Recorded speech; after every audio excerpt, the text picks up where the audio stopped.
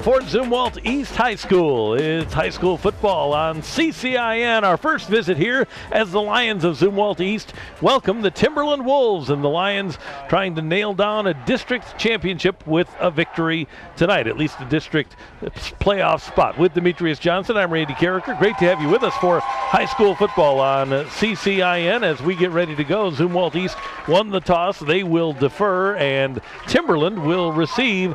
And DJ, we look at those team comparisons here and look at the rushing yards for Zumwalt East per game. Well, it tells you what they want to try to establish. They want to be able to pound the ball at all costs, and that's what they do. I mean, if they get a running game going, then they can get the flow of the game going.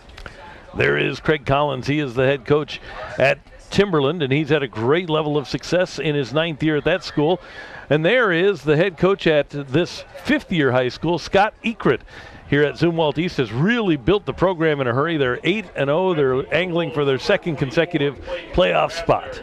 They've really done a great job. Back to receive the opening kickoff for the Timberland Wolves is Clayton Raspberry. Our opening kickoff is brought to you by the Carpenters Union. Nailed down a career in carpentry today. And we are underway here at Zumwalt East. And the opening kickoff is grabbed for Timberland, and carrying it out across the 35 to the 40-yard line for the Wolves is Ben Steinkamp. Timberland will have Ryan Bainbridge at quarterback today. And as we look at the keys to the game, DJ, let's look at the hot 104.1 key. Well, let's look at Timberland. They need to stop Bird. Bird is a very just explosive player, can make things happen. Ball in control. They got to keep the ball out of the hands. Special teams got to make a play. Zumwalt West, they got to set Bird free. Let him get down. And you got to get a fast start, and the defense must stand up in the play, make plays. First down play for the Wolves. Halim Rayford is the deep back. And to throw, it's Bainbridge. Looking and throwing, and this one is caught by Ben Steinkamp.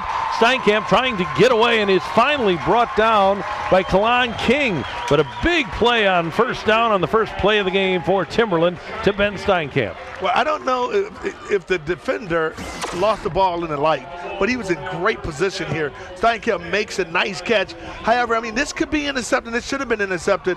It looks as if the receiver misjudged, the defensive back misjudged the ball in the air. Kalen King brought Steinkamp down at the 20. That's where Timberland has it. 1st and 10. Jaley is the up back. Halim Rayford is the tailback. And this is Rayford who is torpedoed as sliding in to make that tackle for Zumwalt East was the safety, Christian Brooks. That was a nice play by the safety. He comes up, I mean, he gets the running back before he can even get started. That's what you want to do. You don't want to allow the running back to start running downhill, comes across the line of scrimmage, makes an excellent play. Give you the rest of that Timberland offense. The receivers are Tyler Schumacher and Ben Steinkamp. Sam Bittner is the tight end. Up front, left to right, Luke Desane, Nate Christo, Luke Mueller, Nick Shelton, and Cody Coleman. 2nd down play for Timberland. Jaley in motion. And Bainbridge gives to Halim Rayford up the middle.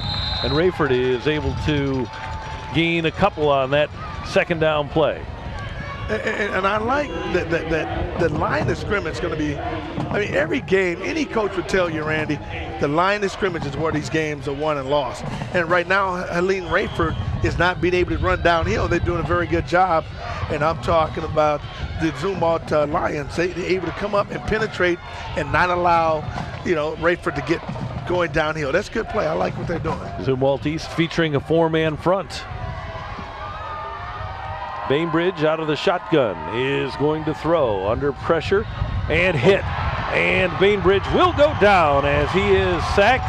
Making the play for Zumwalt East was Alex Mishbach, their middle linebacker. Alex Mishbach makes a nice play. However, the quarterback here, come on, big fella, you got to get the ball away. Throw it out of your hand right now. I mean, you allow that sack to happen. You got to give credit to the defensive backs. They did a very good job covering downfield, but the quarterback had time to throw the ball away. He did not have to take that sack. You got to get it out of your hands. After the loss of 9, it'll be 4th down for Timberland, and they're going to go for it. Now we're going to get an official stoppage on the field as Timberland will call a timeout.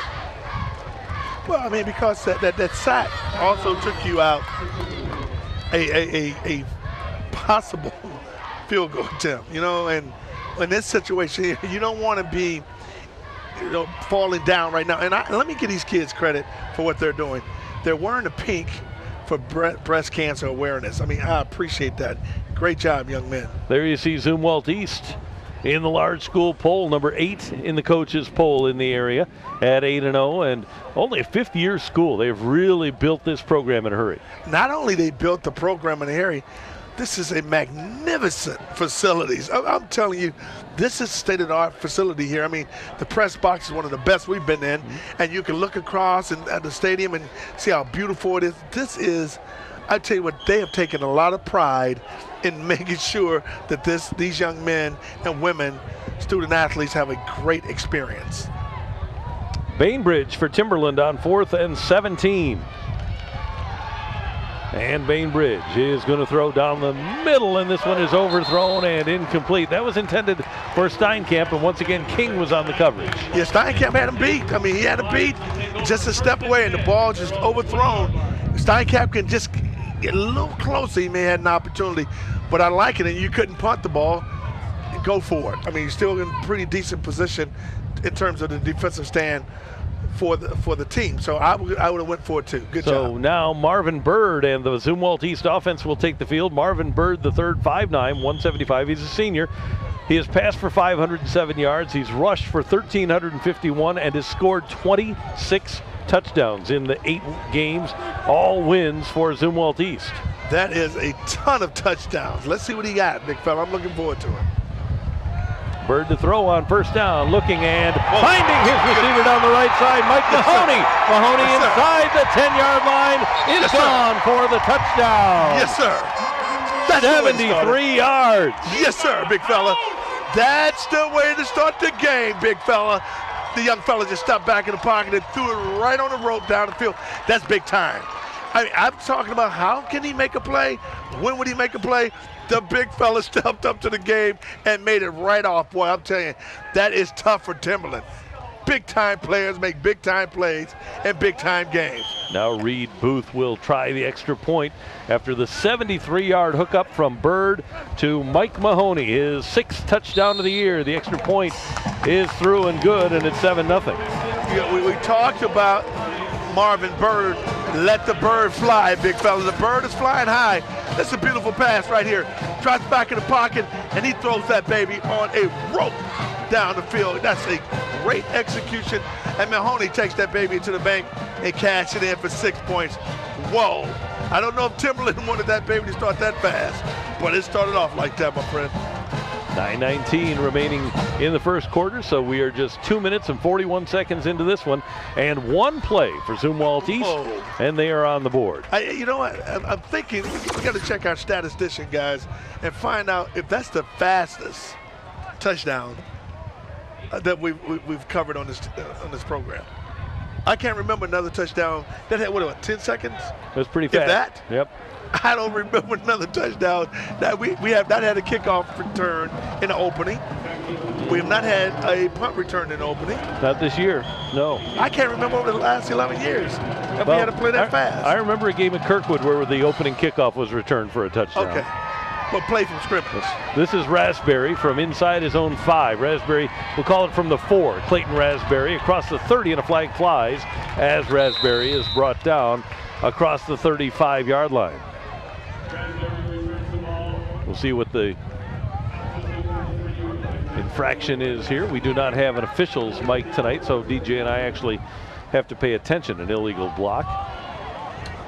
Well, anytime a flag come down on a kick return, you know it's 99.9% it is a hold or it's an illegal block. So that'll knock Bainbridge and the Timberland offense back and they'll start from their own 15-yard line. Let's give you that starting front four for Zumwalt East. Tanner Trokey and Connor Vortherms are the ends. J.T. Young and Reed Booth are the tackles. Nishbach, you saw him earlier, is the middle linebacker, flanked by Andrew Hopkins and Landon Reading. Bainbridge is looking to throw and does, and this one is incomplete, intended for the tight end, Sam Bittner. One thing about this Timberland team, they really feel that they can exploit that secondary down the field. If you notice, they come out and they throw the ball deep downfield on several occasions already early in this game. So their philosophy is, okay, we want to try to run, but if we can't run, we can stretch the field. And you can see they are having receivers open. The defensive backs are not really that close to those receivers. So I think they may be able to exploit that situation later on in this game. That secondary of which DJ speaks. The cornerbacks, Mike Mahoney, who scored the touchdown, and Kalan King. Safeties are Christian Brooks and Barrett Brandon.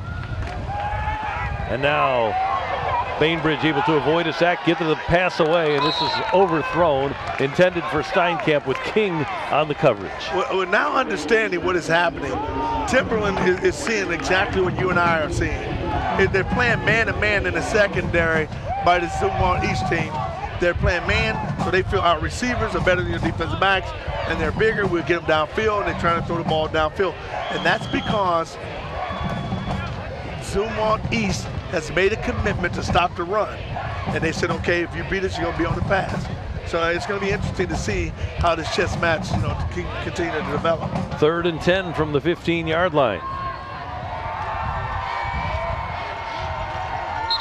And now we'll have illegal motion as Steinkamp and Rayford both started to get up. You had 2 men in motion, and that'll be illegal motion against Timberland. Yeah, I don't know if Timberland wants this situation to keep going back every time they do something, but that we always talk about being disciplined and making sure that you know the snap count and understand the plays, because you're too late in the season to continue to make those kind of mistakes. 3rd down and 15 for Timberland. This is the 2nd week of district play in Missouri. The final 3 games are the 3 that count. And now Bainbridge is under pressure again. He gets this one away. Steinkamp making the grab, incomplete, and it'll be 4th down for Timberland. Well, that's a nice throw. Beautiful throw. The receiver, you just got to hang on to it, big fella. That was a beautiful throw. Great execution, but you just got to finish the play and watch the ball in. Marvin Bird III will drop back to receive this punt. King also returning for Zumwalt East. And the punter for Timberland is Josh McDonald. McDonald standing in his own end zone. Snap is good, and McDonald is able to get it away. And this one will fall harmlessly at the 30 across the 40, and finally down at the 42-yard line. Good field position for Zumwalt East.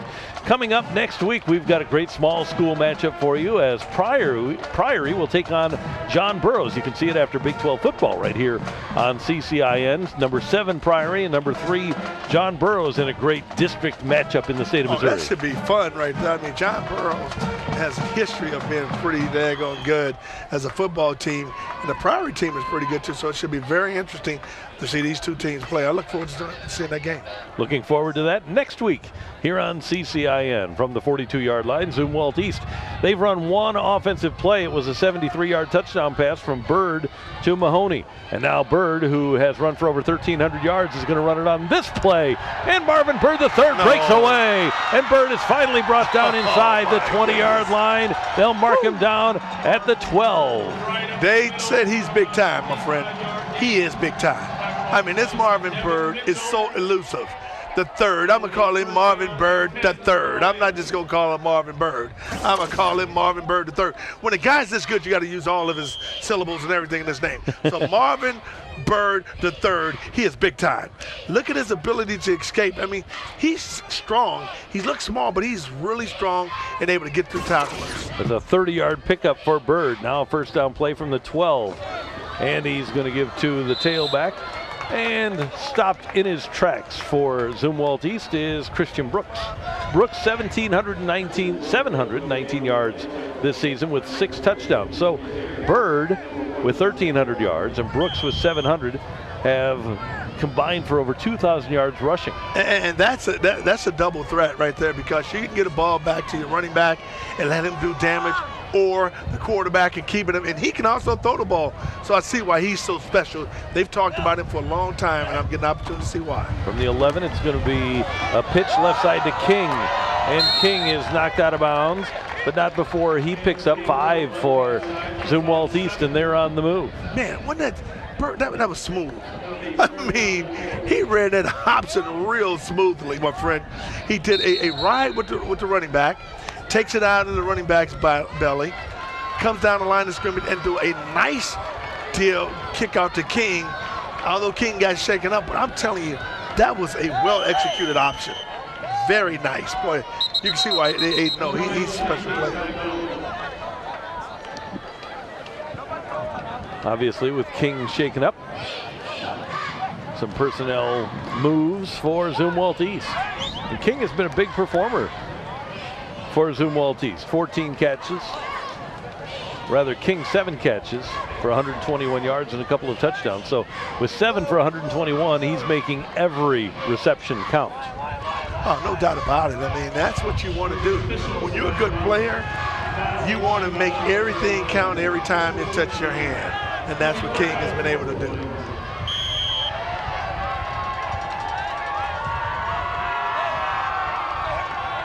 Third down play, and this is Bird. Bird trying to get outside, and Bird will get outside, and he will get into the end zone for the touchdown. A 6-yard scamper for Marvin Bird, and Zumwalt East is on the board again. And let me just make this.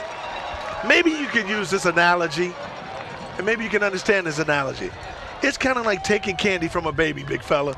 That's how Bird just executed that play.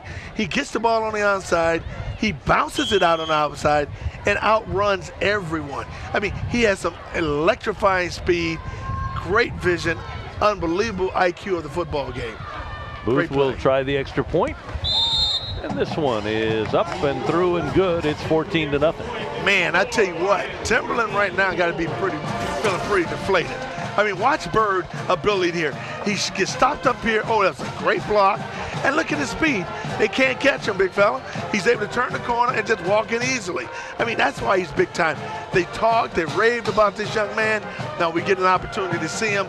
I am telling you what, he's worth all the admission that people are paying to come to this game. 14-0 Zumwalt East, and we aren't even halfway through the first quarter. Bird to Mahoney for a 73-yard score, and then Zumwalt East taking advantage of great field position. They started at the 42-yard line of Timberland, and Bird the 6-yard touchdown run. And I'm going to go back to a punt that Timberland, that punt. The ball could have rolled maybe a few more yards, but the defender for Timberland stopped and caught the ball. The coach always tell you, let the ball roll until it stopped. That time he did not do that. I don't know if that would have made a difference in how this team, this Zumwalt East team is executing. I don't know if that had been a factor at all. I mean, you want to not give these guys, this Zumwalt East, any opportunities, less as possible. Tanner Trokey will kick it away, and this is Raspberry. Clayton Raspberry from his own 5. This is Raspberry across the 30-yard line. A nice return for Clayton Raspberry, and Timberland down 14-0 wants to get something established offensively here. Well, I always talk about in the game an asterisk. This is my asterisk series for this Timberland team. I mean, they must maintain the ball, keep possession of the ball, or this baby's going to be over early. We're going to be turning off the lights and blowing out the candles. This is my asterisk series right here, because I'm telling you what, this Zumwalt East team has jumped on top of this quick. Greg Collins, the Timberland coach, told us that now Trokey jumps across the line of scrimmage, so it'll be 5 yards more for Timberland. They'll start with a 1st and 5. Greg Collins talking about how his team has been up and down, and that's what you'd expect when you are 4-4. And DJ, they've had so many great players over the years. We remember watching guys like Monty Ball, and we saw Nick Demeen, the tackle, and Kurt Cutter, the guard, and James Wofford, who's now playing at Lindenwood, a very good return man. And you just can't count on having great players year after year after year. So they've got some tough shoes to fill here at Timberland. No doubt about it. But I mean, that's what coaching is for. It's developing the young skill and get them up to the par of the level that you want them to play at. Bainbridge, the quarterback, on 1st and 5. We'll give to Rayford, and Rayford is stopped for a loss. That defensive line and linebacking core, Andrew Hopkins of Zumwalt East in to make the tackle on Halim Rayford, who's 5'11" and 232. Well, Coach Collins got to make his mind up from Timberland.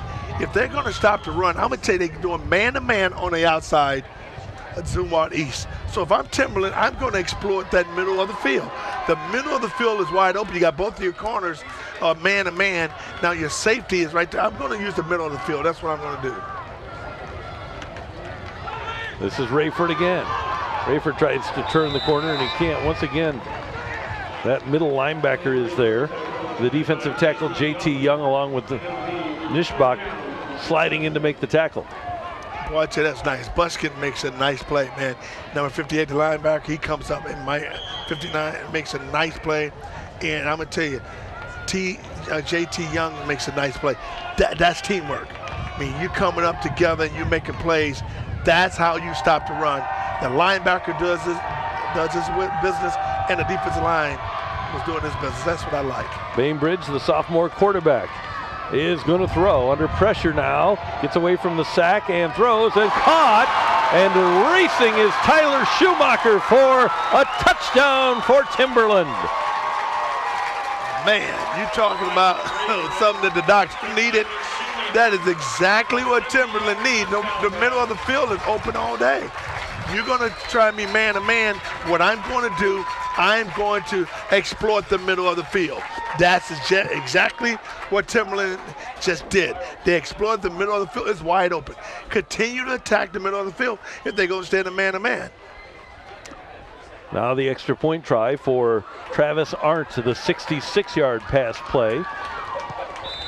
And now Arndt with the extra point. 66 yards from Bainbridge to Schumacher. Schumacher's 3rd touchdown of the year, and it's a 14-7 game. And that was a nice pass, but you got to give the quarterback credit here. And look how he buys time. I mean, look at it. He eludes a rusher and throw that baby right on in the money. You take it to the house for 6 points. That's how you got to do it. Schumacher takes that baby in. It's great play. And I'm telling you, that was an asterisk play, because if they get out at 3-0 right here, if they don't make this play, I'm telling you what, this game would have been over. But I like how Timberland fall back in it, make a play. Schumacher take it in. Great job. And DJ, you talk about coaching a team up, and that's one of the things that Craig Collins is dealing with. He's got a sophomore quarterback, Schumacher, who just scored that touchdown as a junior. He's got a junior flanker on the other side in Steinkamp. The running back, Rayford, is a senior. They've got a reasonably veteran offensive line, but when your skill guys are underclassmen like they are for Timberland, that's why you can expect some roller coaster rides. Yeah, no doubt about it. I mean, it's all, every game is a learning experience for young, talented players. I mean, that's going to happen. You got to fight through it, keep working your way through it, and then, you know, good things can happen. They build it for the future. Although they want to win, Timberland wants to win, but they also build it for the future. Timberland crossed the line of scrimmage before the ball was kicked, so they will be moved back 5 yards for this kick. And Bird actually got his hands on that kick, and that's one thing that you don't want if you're Timberland, is for Bird, who is explosive, to get his hands on the kickoff. Bird and King are the kickoff returners. Number 21, Bird. Number 1, King. Yeah, well, they talked about Bird, and you know, he's got a lot of build-up as being this explosive player. Never had an opportunity to see him play. This has been fun to see a young man living up to his expectation, and he's living up to it. Now a high kick, and it'll be Bird from his own 25-yard line. Bird will hand to King, and King is brought down, and a flag flies. Nice special teams play there for Timberland. As racing down to make the play was Dane Willman, and we'll see what the call is going to be here. Did you see an illegal block? I didn't. If there was one, I didn't see it. But there was one against Zumwalt East, and that'll move them back from the 25.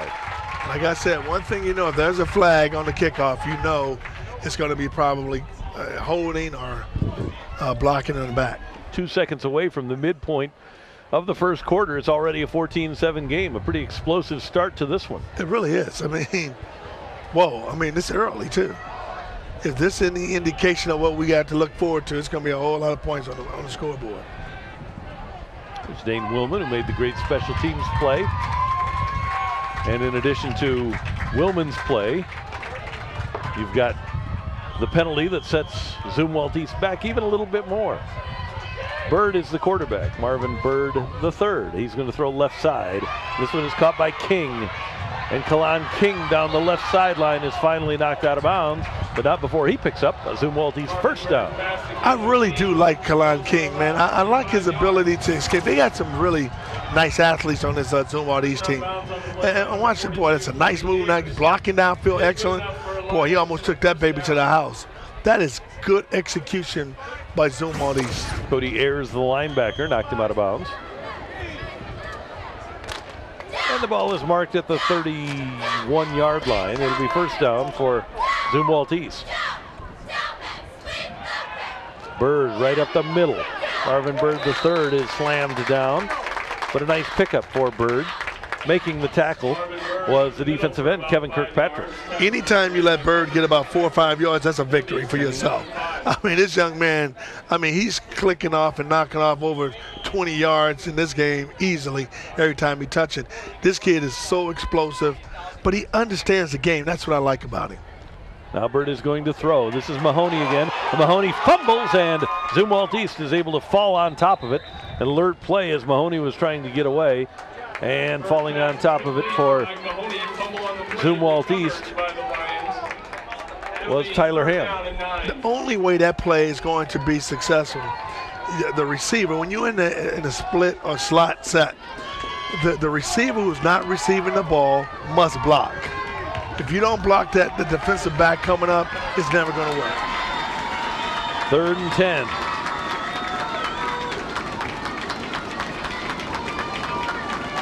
Brooks in the backfield with Marvin Bird III. And Bird will carry it himself. And boy, does he have a little burst as he crosses the 40-yard line out to the 41 and close to a first down.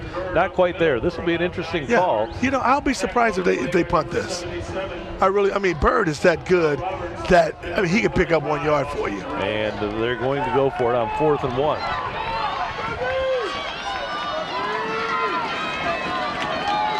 Bird does take it himself and surges for the first down. The ball is loose, and he has the first down. He was down, and now Bird will get everybody aligned, and with the first down, Zumwalt East stays on the move. Yeah, that was an easy call to me. You have not been able to stop Bird, so why not? It's a 1 yard.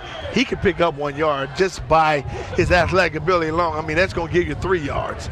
So, that was an easy call for me to see him get that. First down play. Brooks is brought down. Kirkpatrick, along with Clay Steinbecker, the other defensive end, converged, and they met at Christian Brooks. That's a good play by Kirkpatrick. That's what you need to do, come up and penetrate. And Steinbecker comes up, too, and make the play with him. That's what you need. You need 1-2 power. Look at that, pow. That's what you need. You need 2 helmets on the ball all the time. That's team defense. Second down, Bird to throw. Looking left and catching the ball is a tight end. Nice grab by Zach Bumstead for a first down for Zumwalt East. Big fella, I'm impressed with the young fella. I am impressed with this kid. He threw that baby very effortlessly. Look at that, Randy. Right there. Oh, my goodness. Beautiful. Right in stride. The receiver never had to break stride at all. That's impressive, big fella. That's big time impressive. Elliott Brown brought Bumstead down. Bird is going to throw again to the right side, and this one is almost intercepted by Raspberry and dropped. Boy, Bird, you got away with that one, big fella, but I'm going to tell you what's going to happen now. And this is interesting. I want to see, this is my theory on being able to make plays. When you get an opportunity to make a stop, you got to make the stop. Now, don't be surprised. It happens more than not that now this series, this team may go down and score a touchdown because you didn't take advantage of that play that you should have intercepted. So don't be surprised if they score something out of this. And that's Zumwalt East I'm speaking of. The ball rests at the 35-yard line of Timberland. Bird to throw again, and this time he goes to the left side. This is caught by King. King spins for the first down for Zumwalt East, and they just keep the ball on the move. Well, every time I've been watching Bird mechanics, Randy, he's throwing this with all arm. He's not even stepping into it, big fella. I mean, he's just flat-footed and throwing that baby with all arm. So he must be very strong up top to be able to do that. From the 21-yard line, Zumwalt East trying to expand their lead back to 2 touchdowns. This will be Bird. Bird cuts it inside. Now he gets to the sideline and into the end zone for the touchdown. We talked about his burst, and he burst for 21 and a score. My goodness, somebody. I mean, this guy is just unbelievable. I mean, he can throw the ball, he can run the ball. What else can he not do? Maybe selling popcorn at halftime. Do they have a marching band out there marching with the band? I mean, this guy does it all. I mean, he is big time. If you never had an opportunity to see Marvin Bird, the third play, this is a great opportunity because he is showcasing his talents to the whole Metro East area. Pass for a touchdown. He's run for 2 now. Booth in the first quarter trying for his 3rd extra point. And Booth is able to get it through there and expand the lead to 21-7. Whoa, I'm telling you, Bird's ability to understand the game. That was a fake draw. I mean, it was just a draw. Fake quarterback pass. He's going to take it. Man, he did not get touched. They got to do. If I'm Timberland, I'm going to put a spy on him. You got to put somebody just responsible for Marvin Bird the third. Bird the third. That's pretty good. It is. It is. Good crowd on hand here at Zumwalt East, and they lead by a score of 21-7. Raspberry will go back to receive this kickoff, and things have happened in a hurry. I mean, it really has, because just think if you take away that 7 point, man, whoa, I'm telling you, it's unbelievable. I mean, this team is on all cylinders, my friend. No doubt. When you look at this Zumwalt East team, they're clicking on all cylinders. If I see a weakness right now in the Zumwalt team, I would say the kickoff coverage. Kickoff coverage, I've not been as impressed with it as I would like to be. Trokey kicks it along the ground here. And finally, they lose the football. Timberland fell on it, lost it. Now let's see who came up with it. Zumwalt East has the football at the 31-yard line.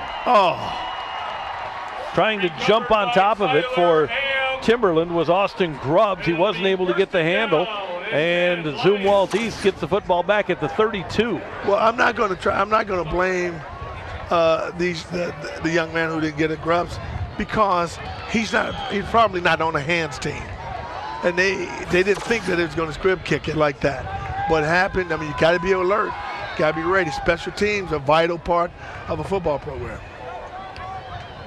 Bird and the Lions starting from the 32-yard line. DJ Reeves checks in. Bird to throw. Gets it away down the left sideline, and this one is intercepted. Picked off for Timberland, and they get the football right back. That's a great position right there. Elliott Brown with the pick. Makes a nice play. Elliott Brown, number 21. He stays at home. He didn't go for the fake. He stays with his man. You see, they had a man in the short flat, and they had the receiver going on the out. Elliott stays at home and makes a nice interception. That's very disciplined by Elliott Brown. Timberland will start from their own 5-yard line with 2:34 remaining in the first quarter. Let's see if they go with Rayford here. They're going to go with the fullback instead, Jaley up the middle. And Nick Jaley is able to fall ahead for a small gain for Timberland. Well, if Coach Collins, he's got to feel it. Now, he's got to be willing to go all out. That middle of the field by Zumwalt East is so wide open. I'm going to continue to explore and throw down the middle of the field. If that means use my tight end, I'm going to use that. But I'm going to continue to attack that middle of the field if I'm Timberland. Jaley did not pick up any ground on that first down carry, so it's 2nd down and 10. Steinkamp in motion. And we're going to have a flag here as the referee calls an illegal shift on the part of Timberland. Or was that too much time? I think it was an illegal. I think it was a legal shift. But now the play calling right here, you still got to play aggressive in here. I'm not just going to continue to run it. I am going to try to throw that ball down the middle of that field. Steinkamp goes back in motion. Still 2nd down for Timberland. This is Rayford, and Rayford pulls across the 5 out to the 6 or 7 yard line. Not much there for Halim Rayford on that 2nd down play. Well, the D-line and linebackers are playing great for East. I mean, they are coming up and they're making plays. So it's going to be very difficult unless you get a helmet on a helmet and be able to seal block from that offensive line position. If you can't seal block and get a helmet on a helmet, Rayford is going to continue to have these kind of problems running the ball.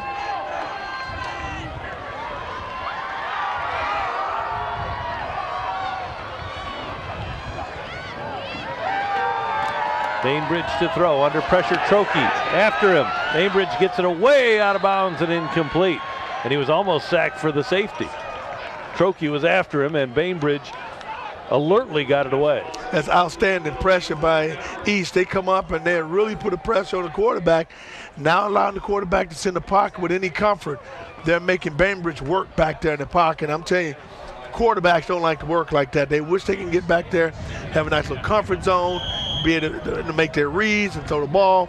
However, this East team, the Zumwalt East team, is not allowing the Timberland team to do that.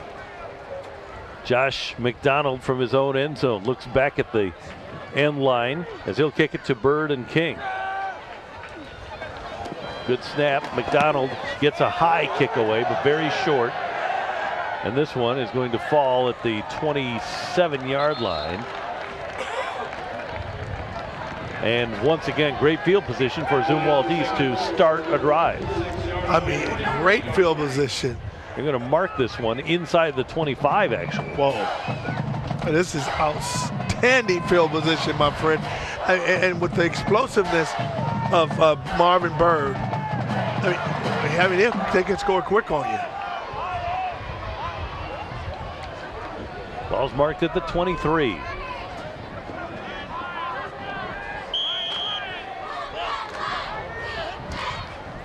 Bird carries it himself. And Bird takes it inside the 20. He's so patient. He's one of those players you can tell right off the bat that he just has great vision and is looking for the hole all the time. You're right. I mean, he lets things develop. And the game slows down in his mind. That's what great players do. They can slow that game down in their mind like he's able to do. And that's how he's able to react so fast, because when you're that fast, that quarterback, astute football player, you let things develop real slow in your mind, and you can see the game at a slow pace. Closing in on the end of the first quarter, Bird. And this is Brooks getting outside, and Christian Brooks is brought down inside the 10-yard line, and that will do it for the first quarter. A great start for Zumwalt East as Bird hit Mahoney for this 73-yard strike. That was just the start of things. 3 touchdowns for Zumwalt East. They look to go to 9-0 and lead 21-7 after 1.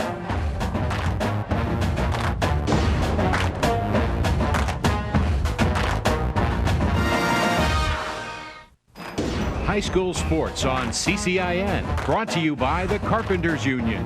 Nail down a career in carpentry today. The Missouri Military Academy, structure for learning, leadership for life. And by STLHighSchoolSports.com, powered by Charter. Hi, I'm Andy Bennett. You now have more than one choice when it comes to choosing Union Electrical Contractors. Associated Electrical Contractors, AEC of St. Louis, and Local 57, affiliated with the Carpenters Union, have highly trained electricians who are safe, productive, and ready for any electrical project. Local 57 members go through more than 5 years of hands-on training at Rankin Technical College. For a list of electrical contractors, call the AEC at 314-644-7228. Make the switch today. When you text, you save. Text SAVE to 94594 and get discounts and offers from area businesses. Text to save on things like fast food, pizza, concert tickets, car washes, haircuts, sporting events, and more. Now you can text to save by getting special deals on the things you want. It's easy and convenient. Just text SAVE to 94594 to sign up for future offers. Then get the deals sent straight to your cell phone. Just show the text message at the store or restaurant and save money on the spot. You text to save. It's about finding a job you love. It's about real jobs from real companies, real close to home, right here in St. Louis. It's about more than a classified ad. It's seeing and learning about companies before you apply. It's about your career and trusting a job website that takes local jobs seriously. Fresh jobs, real jobs, local jobs. It's about time you found the St. Louis job you love. Employers, post your open positions on jobbing.com today. Mom? She's on the phone. She's on the phone. Hi. So I have some news. I wanted to call you first. We found out what we're going to have today. We're having a boy. It's a boy! I know. Let it all in with Charter Phone and get unlimited nationwide calling.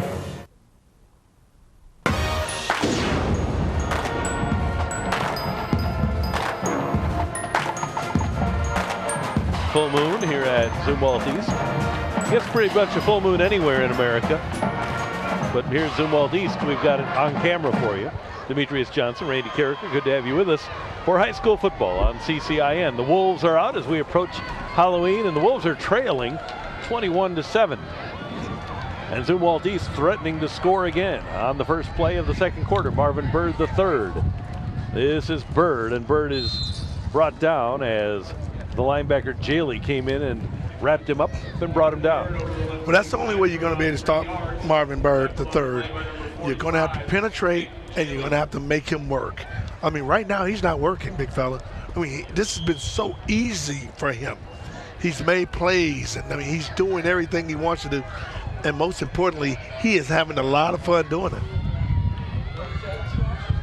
On second down, Bird and Brooks in the backfield. Bird again. Bird finds a hole and is brought down inside the 5-yard line. And Zumwalt East on the move again. Man, did you see the ability of Marvin Bird III to get through that hole? I mean, I didn't even think he had nowhere to go. He was able to create an opportunity. I mean, watch the seam. Watch how small the seam is right here. And look how he gets through there. I mean, whoa. I mean, that's just understanding the game. Now, third down play, and they're in for the touchdown. Bird with another score for Zumwalt East. It's 27-7. I am telling you, this young man is pretty good. No, he's exceptional. I mean, you know, and what I like about this is, you know, he's 5'9", Randy, and a lot of times they want to talk about height, size, and all that.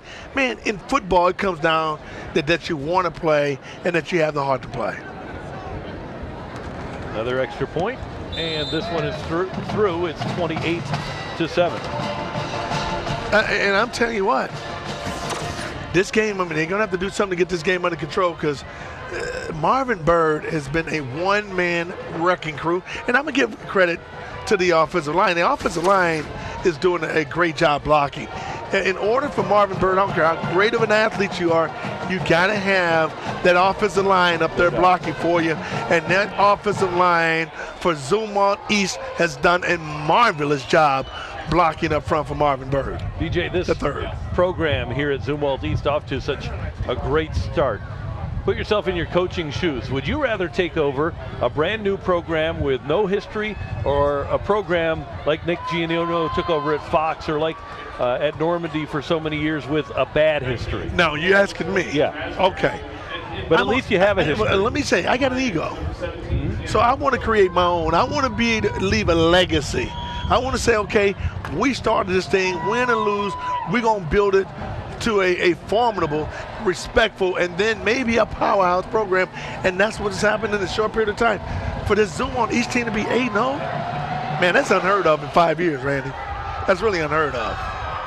Trokey's kick will go into the end zone, and Timberland will start from their own 20. Craig Collins has done the same thing, by the way, at Timberland, their school, only 9 years old. So these two programs, both starting from ground zero, have really made great strides. And every time you do something, it's history. I mean, that's the beauty of what you do when you're starting something new. You're always creating history every time you do something on the field. So I'm telling you, I would love to have a program to build with nothing. And then, you know what? If you want to see how measure what kind of coach you can be or what you are, take a program from scratch and let's see how you can make it.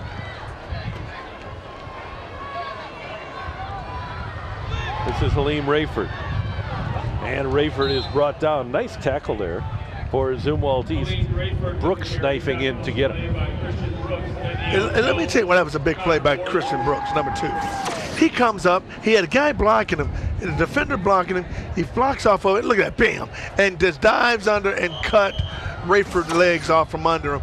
That was an excellent play, coming up and making a play by Christian Brooks.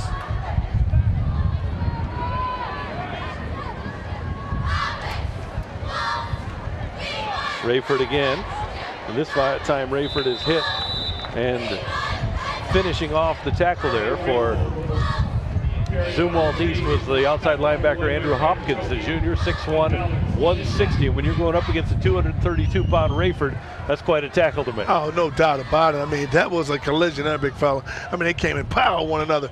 But I'm going to tell you, this is Timberland. I mean, with the Monty Ball was a great running back for Timberland. They give him the ball all the time. So their philosophy is to pound the ball at you.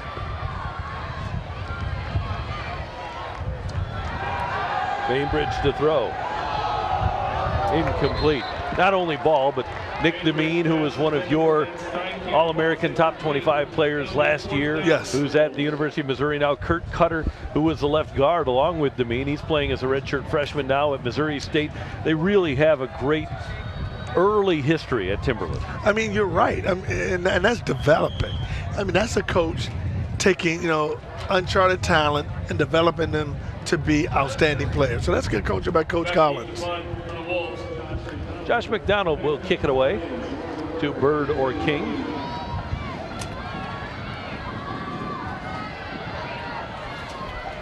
McDonald under pressure gets this one away.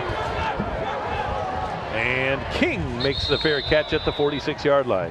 Hey, if you want to know when the best high school games are airing on CCIN, it's easy to find out. Text GAME, G-A-M-E, to 94594 and be automatically signed up to receive mobile texts with matchups and air times. Once again, text GAME to 94594. That easy to get all the information about when we are airing games here on CCIN. And you know what? Sometimes when I want to watch the games, I just go and text it and find out what's going down. Because I want to watch our game again, my man. Bird and the Lions from the 46. Here's Bird up the middle, and Bird is brought down after a gain of 5 for Zumwalt East. They pick up yards every single play. They pick up a chunk of yardage. That's true. And so it takes a lot of pressure off. When you're on your first down, you can pick up 5 yards on first down. I mean, make your other 2 downs very easy to call plays, because now it's not a lot of stress on you, very manageable. It's difficult. The Timberland's got to make a big stop on first down. The other thing they have to do is hang on to the ball offensively. King had to go off his hands, incomplete, because you just have to keep the ball out of Zumwalt East's hands offensively at some point, and I know that's what Craig Collins was trying to do there on that last possession. Craig Collins and the Timberland staff get the ball into the hands of Rayford and try to put together a long drive that will consume some time and keep your defense off the field. Well, you have to, because this this Zumwalt East team has been scoring fast. Every time they get the ball, they can score fast. So you gotta, how you slow them down? You gotta, maintain the ball. Bird to throw, and this is King. And King has a first down for Zumwalt East. Nice grab there for Kalon King, and the tackle made by Miller.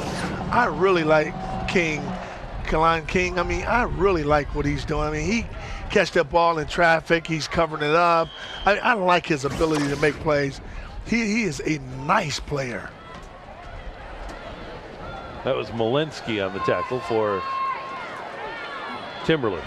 Chase Malinsky into the game at safety. Now Bird looks to throw again under pressure, gets it away, incomplete. That was intended for Christian Brooks. And a good job by Bird to get rid of that one. Oh, that was a lot of good pressure on Bird that time, and that's what you got to do. You can't allow Marvin Bird III to just sit back there in the pocket and be real comfortable. You got to put pressure on him. Make him make a quick decision. If you don't, I mean, he will eat you alive. So you got to make him do some things that he don't want to do. On 2nd down and 10. Zumwalt East, they've thrown a little bit more than I thought they would, DJ. Yeah, I'm surprised too, but I mean, you can see they got the receivers. King is matched up and he's able to beat his player, his man all the time, so I can see that. Bird to the tight end this time, and this one's incomplete, intended for Zach Bumstead, the 6'5", 185-pound senior tight end. Well, that was pressure coming up in the middle of Bird that time. It didn't allow him just to be as comfortable throwing the ball. That's what you must do. You got to put pressure on Bird up front. Now, this is a big play right here because if they're able to get 5 or 6 yards on this play, they're going to go for it on 4th down.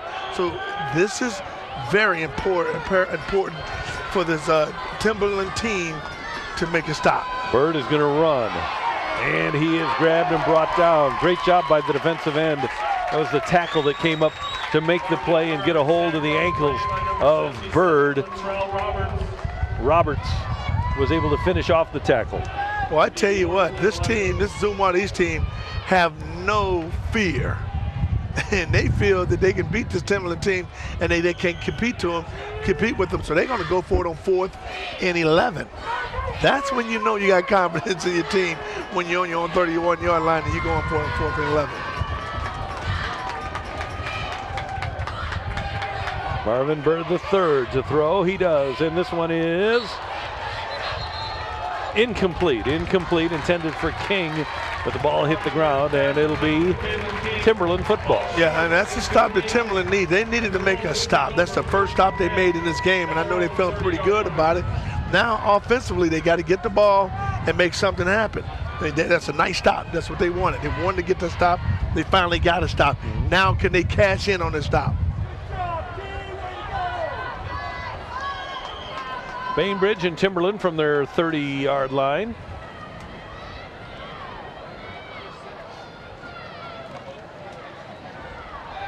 Bainbridge to throw. He does, and this one is caught.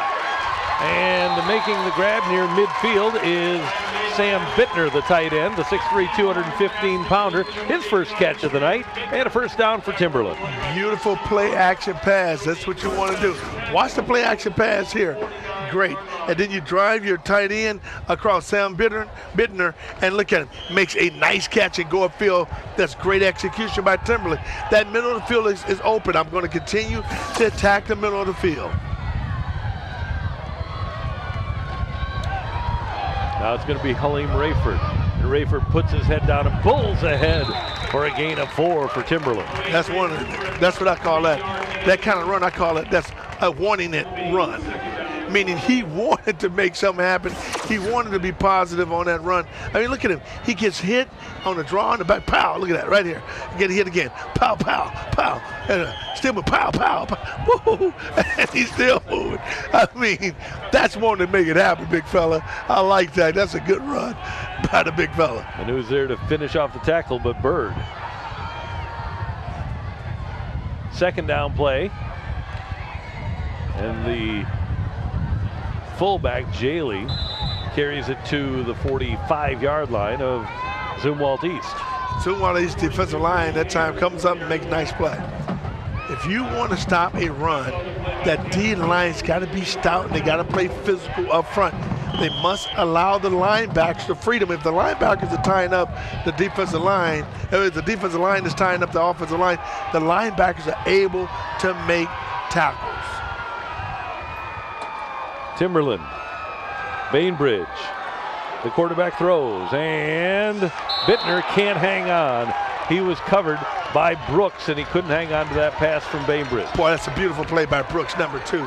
I mean, great play action pass, but you drag him all the way the opposite side of the field. I didn't like to drag all the way up on the opposite side of the field. However, the quarterback is able to get the ball over there, Bainbridge, but you got to give Brooks credit. Look at the close. Bam, that's good. That's good work. That is good defensive back work right there by Brooks, number 2. Boy, he closed on the ball, knocks it down. I like that work. When I see a DB play like that, I get excited. Timberland's McDonald will kick it away again. Now he's going to run a fake. And McDonald is not able to get the first down, not able to get back to the line of scrimmage. Well, hey, man, I don't know about that call, big man. I understand you want to try to make something happen, but I would have ran that if my punter is about 2 yards, need to get it. I'm not going to have him running when he got to get 7 yards. I mean, unless he's a speedster. On that run, he didn't look like a speedster to me, my man. So I don't know if I'd have made that call. Now from the 46-yard line, let's see what Zumwalt East does after the failed fake punt by Timberland. Bird is the quarterback with Brooks in the backfield. And this is Bird. And Marvin Bird breaks outside. Bird down the sideline, cuts it back in. How about this? And Bird may go after that move. Marvin Bird inside the 20. And Marvin Bird is in for the touchdown. Unbelievable. 54 yards for the score. That's big time, man. That is big. Roll, big fella, roll. Big time players make big time plays in big time games. Marvin Bird III, you're a big-time player. I'm telling you what, that's an electrifying run. I did not think Marvin Bird III was going to get that in the house, man. He made an unbelievable stop, start, change of direction. Unbelievable. This kid is special, man. He is special.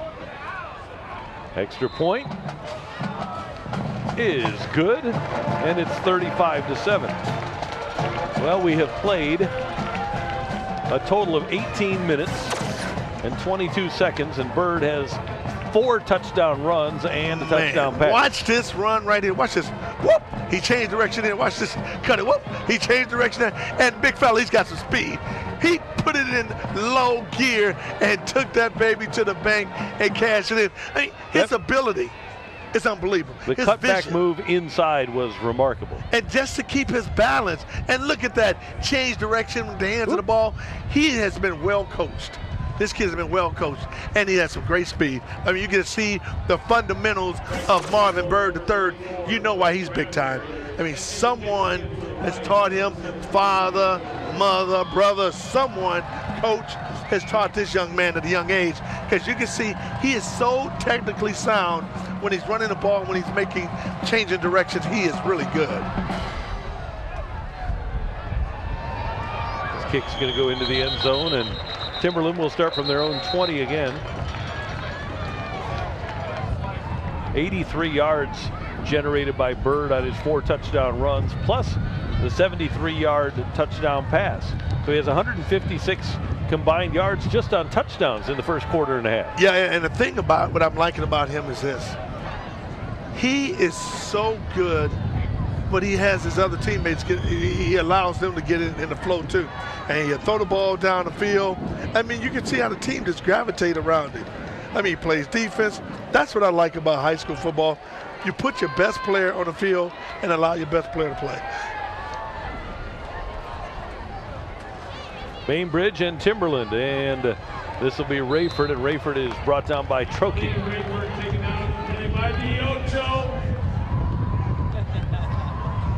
Also in on that play for Zumwalt East, in addition to Tanner Trokey, was Vortherms. Vortherms makes a nice play, number 8, Randy. He comes up and he cuts him. That defensive line of Zumwalt West has played magnificent. They have been able to slow down the running back and make it happen. Now Timberland with the second down play. It's Bainbridge. And Jaley fumbles.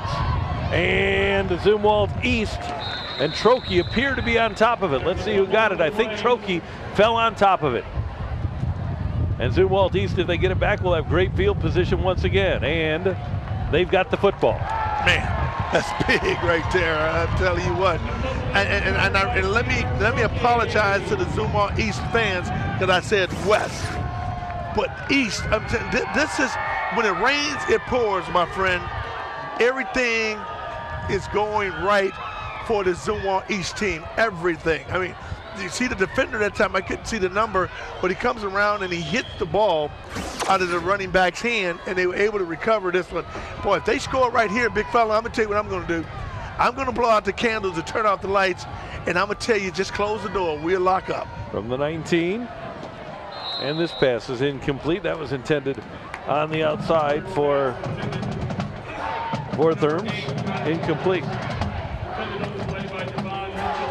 If Timberland has anything left inside them, they're going to have to dig down right. This is crucial. I mean, they got to make a stop here. I mean, if you don't make a stop here, they score another touchdown going to halftime. I mean, you're going to come out and feel, hey, man, we can't do nothing to stop this team, this East team. I mean, that's how good they are.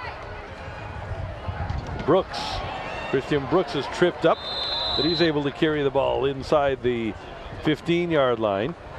They'll mark it right at the 15.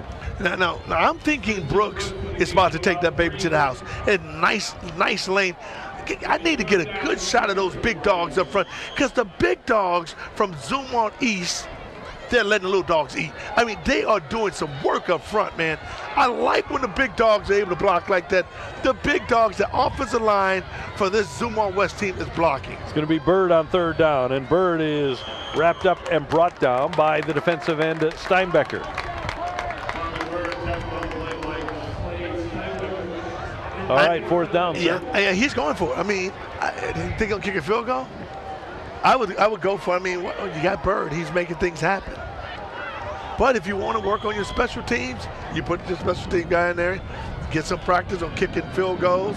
Because you know what? Coming down the stretch, if you think you're going to continue to advance in the playoffs, special teams are going to be an important factor if you can do that. Booth kicks the extra point. This is Trokey. I'm trying to figure out which way the wind is blowing. He steps into it and blasts it for good for Zumwalt East, and they increase their lead to 38-7. I mean, that was nice. I mean, that was real easy. He could have kicked that probably from 50 yards. Good teams have good special teams. Look at this, man. He effortless. Bam. Man, that baby, yeah, he could have kicked that another 30 yards back. I mean, he put a foot in the ball. 38-7 in favor of Zumwalt East. You love to see quality teams, man. And I'm telling you, this is our first time ever having an opportunity to do this Zumwalt East team. In 11 years, they've just been in existence for 5. So we're going to say for the last 6 years, we've not been able to do them. I am telling you, this is an impressive team. Really is. They are really impressive. Special teams. The only weak thing, if you're talking about just something you may have a concern, I would think kickoff coverage. Outside of that, this team, this Zumwalt East team has been kicking on all cylinders. No pun intended, but they are on kicking this baby on all cylinders. Trokey will kick this one away. Raspberry is in the middle. And this one will go into the end zone for a touchback.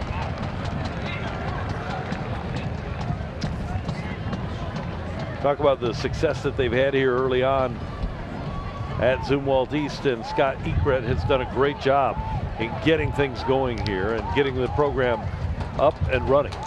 Ekret has done an outstanding job, I'm telling you. For this team to be as polished as they are in 5 years, coming in this game with an 8-0 record, Randy, this guy right here, I'm gonna say like the young folks say, he's no joke. He is the real deal coach. I mean, this guy has this East team playing at a high level, and it's the right time of the year to have your team, execute at a high level. This is Cody Ayers at fullback for Timberland, and Ayers spins ahead for a gain of a couple. Maybe they're trying to get out of this thing or something, trying to let the time run out. But I'm just amazed. I'm surprised because Coach Collins is normally a good, coach and see weakness of a defense and exploit it. The middle of that field is wide open. I'm going to just continue to throw the middle of the field, and I'm going to force the zoom on each team to come out of that man coverage. On second down. And a flag flies. They may have taken too much time there, and they did. So a delay of game penalty against Timberland. Now, one thing about the quarterback, he's got to be able to watch. Bainbridge must look at the clock. They got a clock there. It's a 25-second clock that's right in front of him that he can see.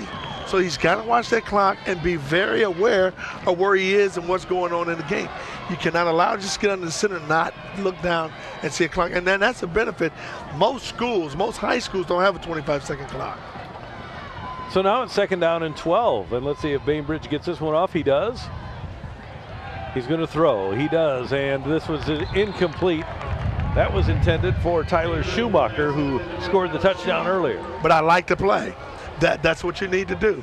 You can do play action and continue to go to the middle of the field. That is wide open, and I like that approach. I'm going to come back with it. I'm going to continue to come back with it because it's not like the defenders are really stopping the receivers. The pass and the receiver, the quarterback and receivers, they're not on the same page. But I'm telling you, I'm going to continue to throw the ball down the middle of the field. Raspberry into the game in that split back. And here is Bainbridge to throw. He does, and this is caught by Steinkamp. And Ben Steinkamp is across the 30 and is finally brought down as he gets it out to the 30-yard line.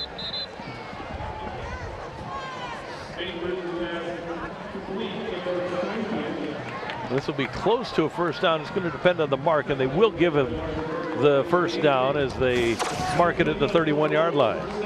But that's good. That's, you clear out the middle of the field. I keep referencing the middle of the field because that's what's open. And you can continue to throw that pass right there. If Timberland wants to do it, they could just take a steady diet of that and just throw the ball down the middle of the field and be fine. Bainbridge is going to be brought down. He is sacked. Things closed in a hurry for Ryan Bainbridge, the sophomore quarterback for Timberland. And to make the play, the middle linebacker, Alex Nishbach. But when you're putting that kind of pressure up there on a quarterback, I mean, you're asking your quarterback to roll from the left from his right hand to left hand and then square up and throw it. There's been too much pressure put on him from the zoom on each team for that play to work. So it's a difficult call for him. Second down, a flag flies. And Bainbridge gets it out of there. And this one is off the hands of Schumacher and incomplete. And I would guess, DJ, that any penalty here will be declined. They'll bring up a 3rd and long for Timberland. Yeah, I would decline it for sure. But you see, false start. If that was a false start, so that play really never worked. Right. 57.6 seconds, as you see, left in the first half. They declined it. It was a false start. It couldn't be a false start, could it? Yeah. And the play still be good? A false start, normally in high school, it's a dead ball foul. Did it. Right. But they declined the penalty. They did decline it, so it's 3rd down. But it was a false start. But with the play, if they had caught the ball, they still came back. Right. But most false starts, they blow the whistle before you even start. Mm-hmm. Now throw to the right side, and this one is picked by King. No, incomplete. King got it and then lost it. And Timberland will kick it away with just 41.9 left in the first half. And King has great hands I'm surprised he dropped that one, my man, because, I mean, he would take that baby to the house. If he would have kept his feet, he would have been able to intercept that ball and take that baby to the house. Zumwalt East calls the timeout, and I have to imagine, DJ, that Coach Ekret and Zumwalt East will keep their pedal to the metal. Well, I'm assuming he called the timeout because he's thinking about blocking it. I mean, that's the only reason why you would call a timeout in this situation, because the clock stopped anyway on the incomplete pass. Hey, STLHighSchoolSports.com is the collaborative effort of the St. Louis Post-Dispatch and St. Louis Sports Agency. Each week, our writers, photographers, and statisticians cover more games, shoot more game photos, and collect more game stats than all other St. Louis print and online media combined. We employ Facebook and Twitter to keep our readers updated. Have a smartphone? Point your phone's web browser to STLHighSchoolSports.com for the latest postings. There is Marvin Bird III. He and King back to receive this kick from Josh McDonald. McDonald is able to get it away. And this one's going to fall inside the 40 and be downed at the 36-yard line. And with the 33 seconds left, Zumwalt East will have an opportunity to get some more points on the board. Well, we know they can score in 33 seconds. They scored in about 8 seconds in the first possession when they had the ball. So, I mean, they're very explosive offense. Now, if I'm Timberland, I'm going to play almost a prevent defense, but I'm going to take my defensive backs and put them way back and play everything from back to front rather than front to back.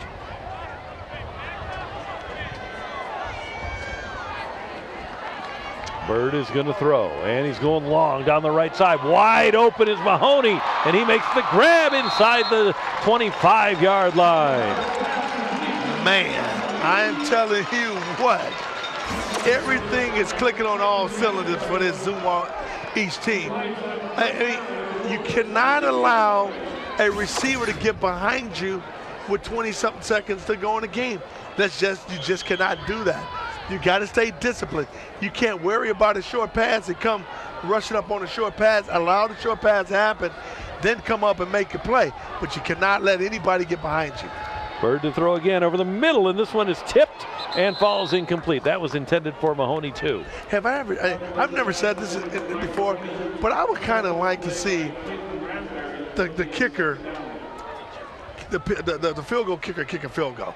I would like to see that because I thought last time Trokey could kick 50-yarder. This would be good. I would like to see them not get any more yards. I would like to see Trokey come in there and kick a long field goal. They have plenty of time left to get to that spot. 2 timeouts left from the 22-yard line. Bird is able to get outside, and now he's at the edge and goes out of bounds. And that'll bring up 3rd down from the 22 with about 16 seconds left in the half. Yeah, now this play right here, he's got to throw it down toward the end zone. I mean, they still have timeout left, so I'm still going to throw it. You can even throw it in the middle of the field, or you can throw it in the end zone. But the middle of the field, you can go there and call a quick timeout and either come in for a field goal, or you can try to get in the end zone. Trips to the left side for Zumwalt East. On 3rd down, Bird will throw to the left side, and this one is incomplete. Now, pass intended for Zumwalt East's Tyler Ham. And Tyler Ham's got to make that play, but big time. If we want to be one of my big time players making big time plays, make the play, big fella. He's up in the air. The ball hit his hand. That was a well thrown ball. He's got to just pull it in and make it. He had an opportunity to make that play. They only used 6 seconds on that play. Now I'm excited. It is 4th down, and you're going to have an opportunity to see Trokey kick one from the 30. I am excited to see Trokey kick this, because I said that last one, he could have kicked that 50 yards. This ball will be set down at the 39-yard line, 29-yard line, and this one is blocked. It is blocked, and Timberland dodges a bullet there.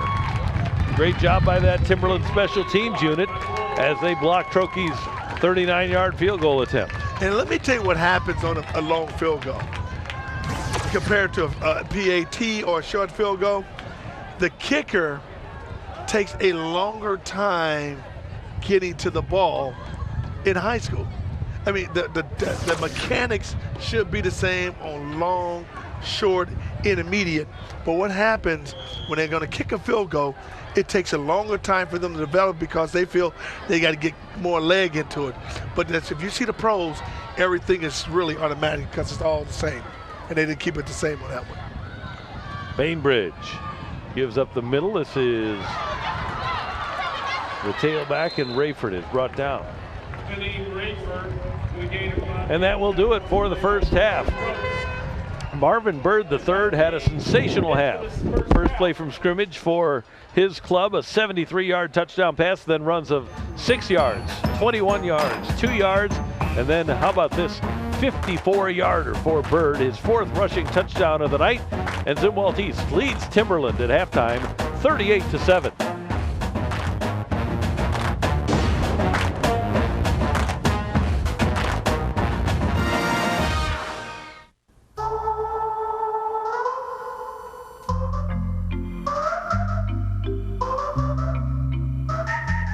You order a comedy. When it arrives, you're in the mood for a drama.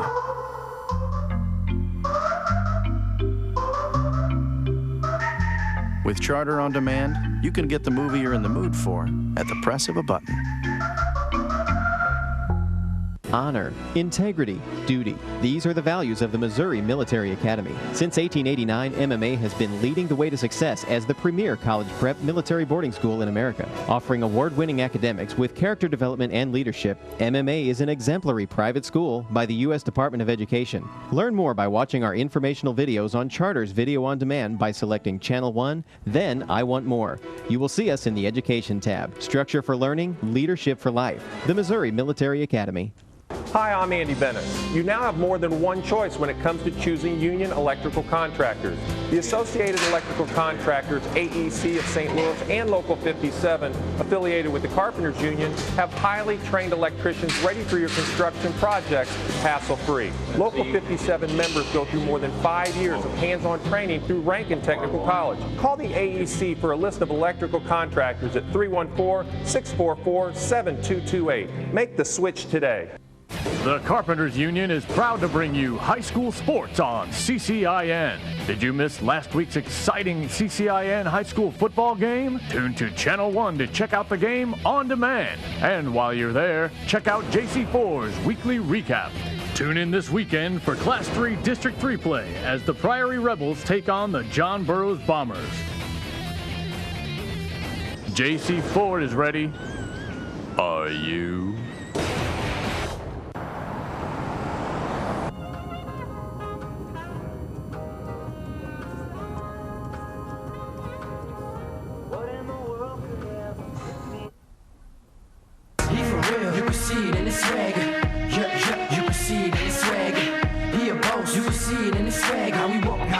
A lot can change in 2 years, but not everything has to. With the Charter Price Guarantee, lock in low rates for 2 years, because sometimes it's nice to know what's on the road ahead.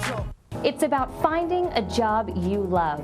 It's about real jobs from real companies, real close to home, right here in St. Louis. It's about more than a classified ad. It's seeing and learning about companies before you apply. It's about your career and trusting a job website that takes local jobs seriously. Fresh jobs, real jobs, local jobs. It's about time you found the St. Louis job you love. Employers post your open positions on jobbing.com today.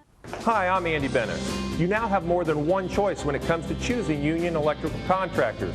Associated Electrical Contractors, AEC of St. Louis, and Local 57, affiliated with the Carpenters Union, have highly trained electricians who are safe, productive, and ready for any electrical project. Local 57 members go through more than 5 years of hands-on training at Rankin Technical College. For a list of electrical contractors, call the AEC at 314-644-7228. Make the switch today.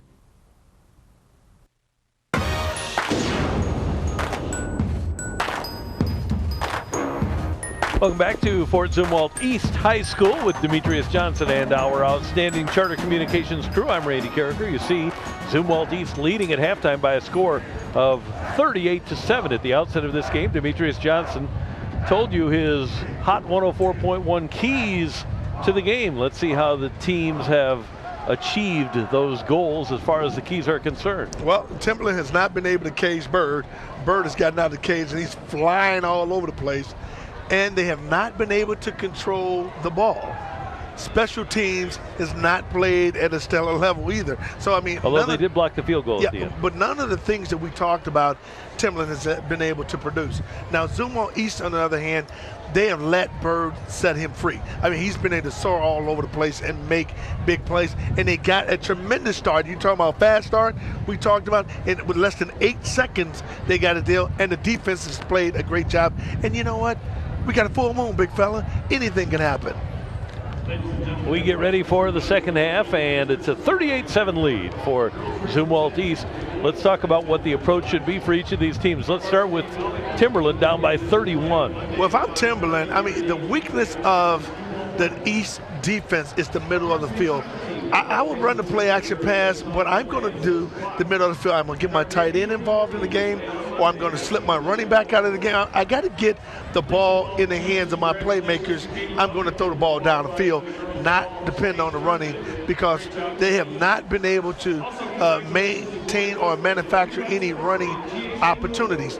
Now, on the other hand, if I'm East, I'm going to continue to do what I'm doing. I'm going to let Bird do his best, let Bird make the plays, and let Bird just fly all over the field like they've been allowing him to do. I'm going to continue to do what I was doing in the first half, and that's depending on my star player Bird and let him loose. He has been outstanding so far with 4 touchdown runs, Bird, and a 73-yard touchdown pass to Mahoney, as DJ mentioned, on the first play from scrimmage for Zumwalt East this evening. And you know, once you get that, something's got to happen positively. Maybe that block field goal at the end of the half that Timberland was able to get on East, Zumwalt East, maybe that would spark something inside where they can go forward and do something else. Our second half kickoff is coming up. It'll be brought to you by the Missouri Military Academy. Structure for learning, leadership for life. And a victory tonight, if Zumwalt East hangs on here with their 38-7 lead, would put Zumwalt East into the playoffs for the second year in a row. Yeah, and you know what? And when you say the second, and the key word that you said, the words, was second year in a row. I mean, that first year playoff experience is really important. Going into the playoffs a second time, now you have a different feel. You understand what it takes to win in a playoff. Now you know how to adjust your game. And you know what? I'm expecting Zumwalt East to be a different team in the playoffs this year. Travis Arndt will boot it away, and this is Bird. And Bird is going to keep it. Bird trying to get outside, and he is tripped up across the 25 at the 26-yard line, and that's where Bird and Zumwalt East will get things started in the second half. Christian Brooks will join him in the backfield. Zach Bumstead is the tight end. Their receivers, Kalon King and Mike Mahoney, along with their other tight end, Connor Vortherms. Up front, they have Christian Brewer at right tackle, Alex Nischbach at right guard, along with J.T. Young at center. Reed Booth is the left guard, and Nick Wiesenborn is the left tackle. We get things started in the second half. Zumwalt East with Bird in that little pistol formation. He'll give to Brooks up the middle, and good defense right off the bat for Timberland, as Brooks is brought down by the defensive end, Kevin Kirkpatrick. Yeah, Timberland needs to make a statement here, and that statement is, hey, we're not going to quit. We're going to continue to play hard, and they need to get upfield and make a play. Get a stop here and then cash it in. That's when your whole mindset changes, if you can get a stop and make a play. Bird is going to throw. Gets it away, and this one is caught by King. Spins away from one and crosses midfield with a first down for Zumwalt East. Kalon King has had a good night and a good start to the second half. And I like Kalon King carries going across the middle. A lot of people don't want to go across the middle. Look at this, bam. He knew he's going to get hit there, and boy, he takes on a hit and keep moving.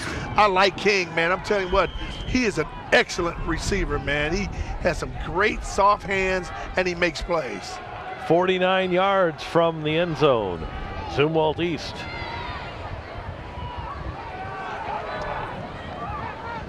On first down. Bird will run it, and Bird finds a hole, but then is tripped up and only gains 2, maybe 3 on that first down play. I mean, it seems as if the defensive line right now by Timberland, they're playing a lot better than they did in the first half. They have been strong up front in this series. They got to continue to play that way. I mean, force Bird to do something. You can't let him do whatever he wants to do. Take the things away from him. Kind of make him one-dimensional if you can do that with Bird. There's a pitch to Brooks, and Brooks is dragged down from behind by Jaley. And this will bring up a third down, 3rd and 5 for Zumwalt East. One thing about Zumwalt East, with as prolific as Marvin Bird is, they do make an effort to spread the ball around, get the ball into other people's hands so that the focus can't be completely on number 21. And that's what I like about this team. You don't want to be one-dimensional and throw the ball or get a ball on only 2 players. They have really done an outstanding job in spreading the ball out and spreading that wealth, and I like that. Bird to throw, and this is Brooks. And Brooks is pushed out of bounds. It'll be 4th down for Zumwalt East. I'm curious if Zumwalt East would go for this or not. I'm going for it. Looks like they will on 4th and 3. Yeah, but I would give Timberland credit right now. They've made a concerted effort to try to stop Bird. Now, Bird got to go on the outside. He cannot afford it. He's not going to make it up in the middle. Up the middle, Bird. And he doesn't get it, then loses the ball at the end of the play. But this ball's going to be spotted shy of a first down, about a yard short. And Timberland will take over. Yeah, I mean, you knew if they try to run that up front, I mean, he was not going to get that. And I said it before the snap, because, they compact their whole defense inside. I understand, your offensive line has been blocking, doing the yeoman's job blocking. However, I mean, pride's going to kick in some of these folks these kids out here. They're not going to allow you to just continue to bully them around on the football field. So if I was the Zumwalt East coach, I'd have bounced that baby to the outside. I would have taken him and ran him to the left side of the field rather than up the middle, and let Bird use his athletic ability and athleticism to make plays. Quarterback Ryan Bainbridge and Timberland back on the field. Jaley and Rayford in the backfield. Rayford is the tailback. They'll send Steinkamp out to the right side along with Tyler Schumacher, split to the left side. Their tight end is number 89, Sam Bittner. And up front on the offensive line, they have Luke Desane, Nate Christo, Luke Mueller, Nick Shelton, and Cody Coleman. Here is Bainbridge. On first down, he's going to throw. Good block by Rayford. On the right side, it is Jaley, the fullback. And Jaley has a first down and more as he carries it into Zumwalt East territory down to the 44-yard line. That's exactly what I thought they need to do in the second half. Come out throwing the ball and being aggressive throwing the ball down the field. Nice play action pass here. I mean, slide your man right out and throw it right to the big fullback. And boy, I mean, he's pounding people down the field trying to make the extra yards. That's what Timberland needed to do. Make it simple on the quarterback. Don't try to force your quarterback to make those difficult throws. Just have him very compact. Ball's marked at the 46 on first down. It's Rayford cutting it up, and Rayford breaks through. This is Halim Rayford inside the 20 and inside the 15-yard line before he's knocked out of bounds by Mahoney. That's his biggest run of the night. Great run by Rayford. That's what needs to happen. I mean, just good blocking, a good seal. Watch the kick out here. Bam, I mean, that's good blocking up front by the big dogs. And Rayford, I mean, this is what you wanted him to do. Get the ball, go downhill running the ball. You almost take it to the house. Good blocking by Timberland. You can see a little more urgency and a little more physicality with this Timberland team. Rayford came into this game with 886 yards on the ground. Bainbridge to throw left side and incomplete off the hands of the tight end, Bittner. So Rayford appears to be on his way to a 1,000-yard season for the Wolves. Yeah, no doubt about it. I mean, he's that kind of running back. You give him the ball, he's a workhorse. He's going to make things happen. I like to play. I mean, the play calling has gotten better. I mean, you cannot continue to just not throw the ball down the field. I mean, they're throwing the ball down the field. That's how they get back into this game, and you get back into it quickly.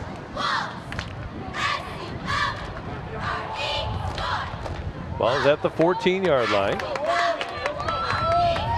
Schumacher splits out to the right side. Now Jaley in motion. And out of a little end around, it's Steinkamp. Ben Steinkamp evades one tackler and is brought down, and close to a first down for Timberland. And you can see the play call is different now. I mean, they call in the plays. Coach Collins is calling more of aggressive plays now. That's what I want to see. I want to see this team compete. We know Timberland has always been able to compete. Now this is what I've been waiting on, and now we're getting it. Now we have an official timeout on the field.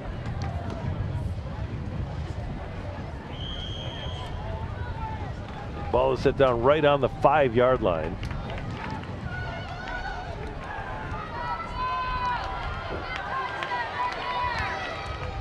Make it the 10 for Timberland. And Bainbridge to throw. Left side, and this one is caught, and a touchdown for Steinkamp and Timberland. Man, that was a great throw and catch. And let me just say this on that throw. That ball was thrown before the receiver was even there. Ben Steinkamp just made it happen. Bainbridge threw the ball up, Randy. He had a lot of confidence in Ben Steinkamp. He threw it right where he thought the receiver should be and knew his receiver would be there, and it turned out to be a great throw, great execution. And the extra point is good, so it's a 38-14 lead for Zumwalt East. Great execution. Watch this. Watch what the quarterback does. I mean, Bainbridge just threw it right up there to Steinkamp. I mean, he threw it to the place he knew he was going to be. Even before he came out of the break, the quarterback just threw it. Okay, you need to be there. Get there, big fella. And he gets there for 6 points. Great job. Watch this throw. I mean, this is having confidence in your receiver, knowing that he's going to be there. Good job. And a well-executed first offensive drive for Timberland in the second half. They get the big run from Halim Rayford, and then the touchdown pass from Bainbridge to Steinkamp to cut the lead to 38-14. And that's what they needed. They needed to come out aggressively in this quarter and make a play. I mean, you chip out, you get another touchdown, this could be another game. If they get a stop right here against this Zumwalt East team, this game gonna be totally different. This is a short kick, and Bird will take it across the 20. This is Marvin Bird across the 30, and Bird is brought down across the 30-yard line. Demetrius Johnson and the foundation have so many great things going on. Let's talk about one of the events that you have coming up. Yeah, coming November the 6th at the DJCF Center, we're going to have our first boxing match, Gateway to Glory. I mean, you see the kid to the right, top right, that's another Spinks. And I mean, this kid right in the middle is Josh. He's a great football player at Cardinal Ritter, and he's also a boxer. But this is a fundraiser for our facility where we could come and show, young folks, positive things in the community. So if anybody has the opportunity to come and be a part of this, this is a great time to come and support what we try to do in the community. 314-662-2000, Gateway to Glory, November 6th. Looking forward to that.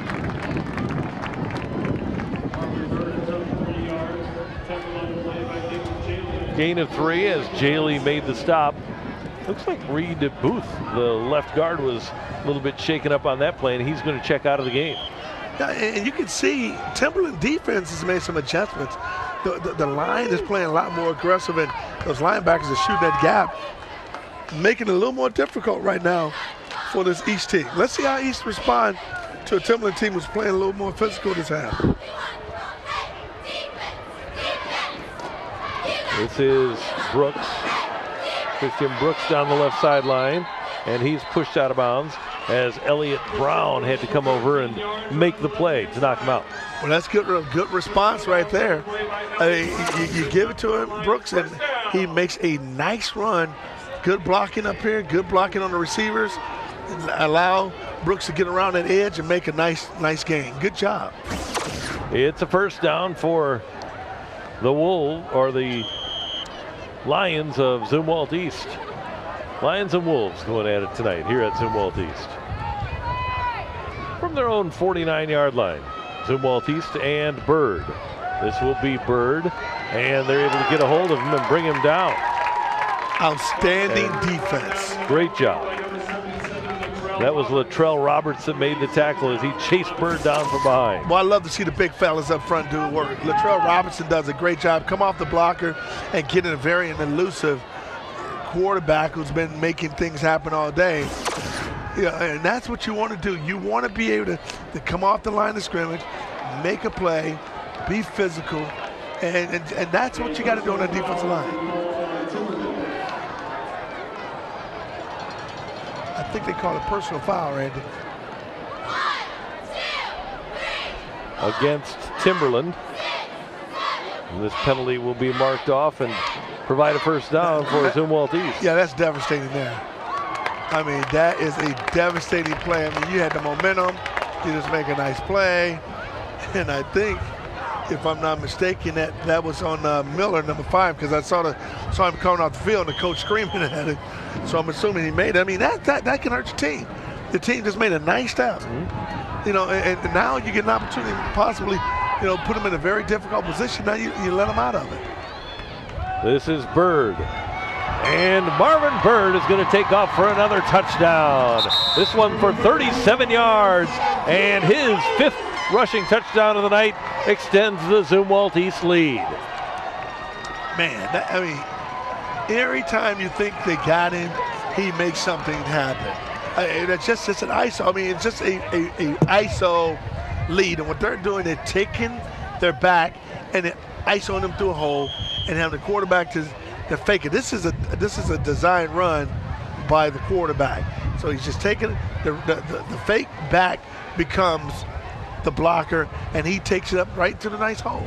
Outstanding execution. Now with Booth hurt, Trokey will try the extra point, and having 2 kickers comes in handy as he hits it to make it a 45-14 lead for Zumwalt East. Yeah, watch this. It was just a ride over there. Boy, that's just a fake option, and getting right in the hole. Now the running back on the fake, he has the ability to give, the quarterback has the ability to give to the running back or keep it. That time it was a fake. But now right here, this was just a total fake counter and give it to the quarterback and let the quarterback keep that. That was a design play that Marvin Bird III was going to keep the ball. Marvin Bird III is a senior, 5'9", 175. Came into this game with 1,351 yards on the ground, well over 100 tonight. And he also came in with 507 yards through the air and has been prolific through the air tonight as well, including a 73-yard touchdown pass on Zumwalt East's first play from scrimmage. He's really put on a show tonight. I mean, offensively and defensively.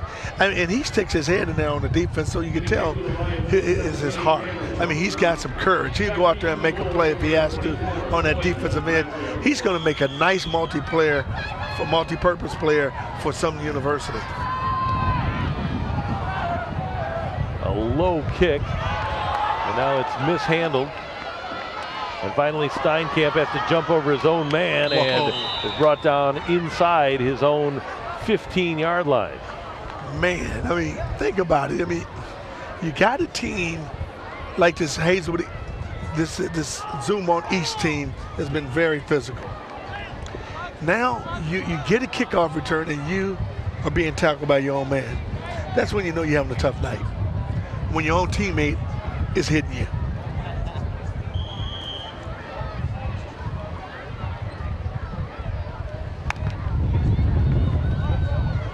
Working from the 14-yard line, Timberland.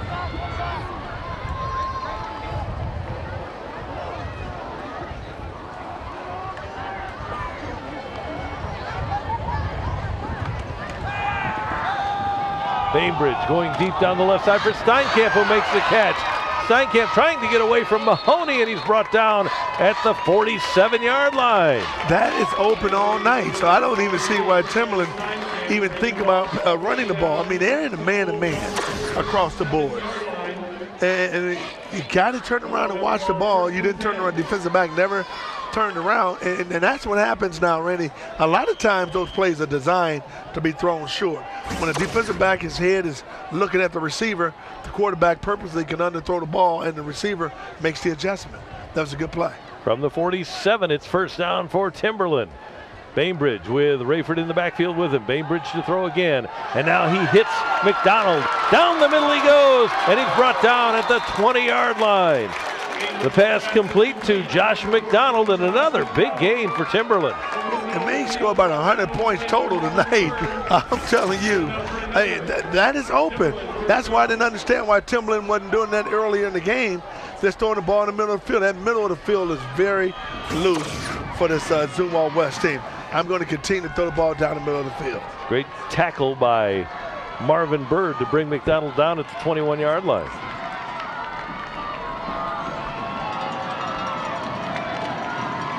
It's a scrappy Timberland team. Bainbridge overthrows McDonald on this play. They aren't going anywhere, are they, DJ? And that's what I like about Timberland. I mean, they're going to continue to fight through it. I mean, regardless of the score, they fight themselves through it. If they can get a couple stops and score a couple touchdowns, hey, man, this thing could be a totally different ball game.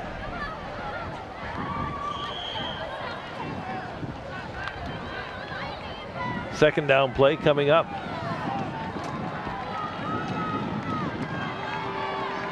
Bainbridge sends three receivers to the right side. Steinkamp to the left.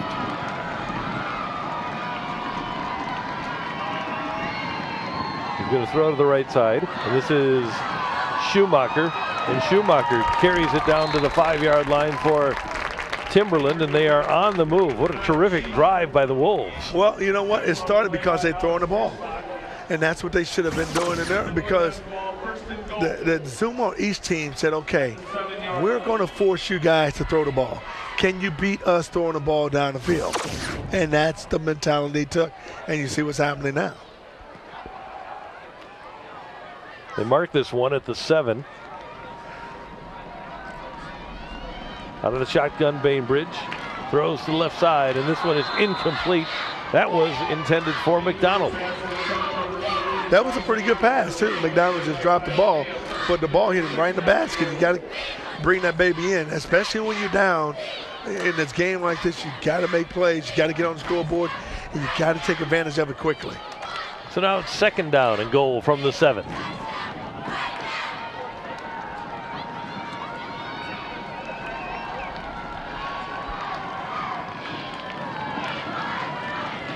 Bainbridge under pressure gets it away, and this one is caught. And it's Steinkamp into the end zone for the touchdown for Timberland as they're on the board again, 45-20. That's great execution. I mean, making things happen. Ben Steinkamp, number 10, he makes a play. Steinkamp comes down, and there's a bubble screen. Got some great blocking in front of him, able to walk in the end zone. No one touches him. That's a great execution by Timberland. Arndt with the extra point. And it is a 45-21 game.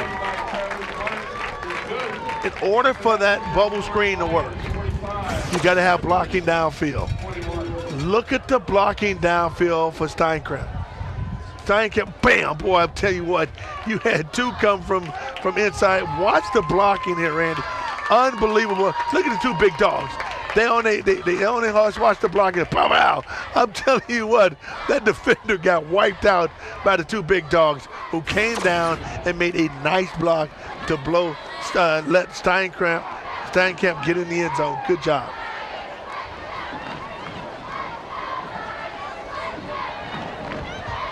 So now Timberland will kick it away. There's Ben Steinkamp. Came into this game with 29 catches, 564 yards, and 5 touchdowns. And a pretty impressive night. Steinkamp with a couple of touchdown catches, a 10-yarder and a 7-yarder, both here in the second half. And there's Craig Collins, the head coach at Timberland, and he has to admire the grit of his team. Arndt will kick it away. And a fair catch called at the 30-yard line, and that's where East will get things going.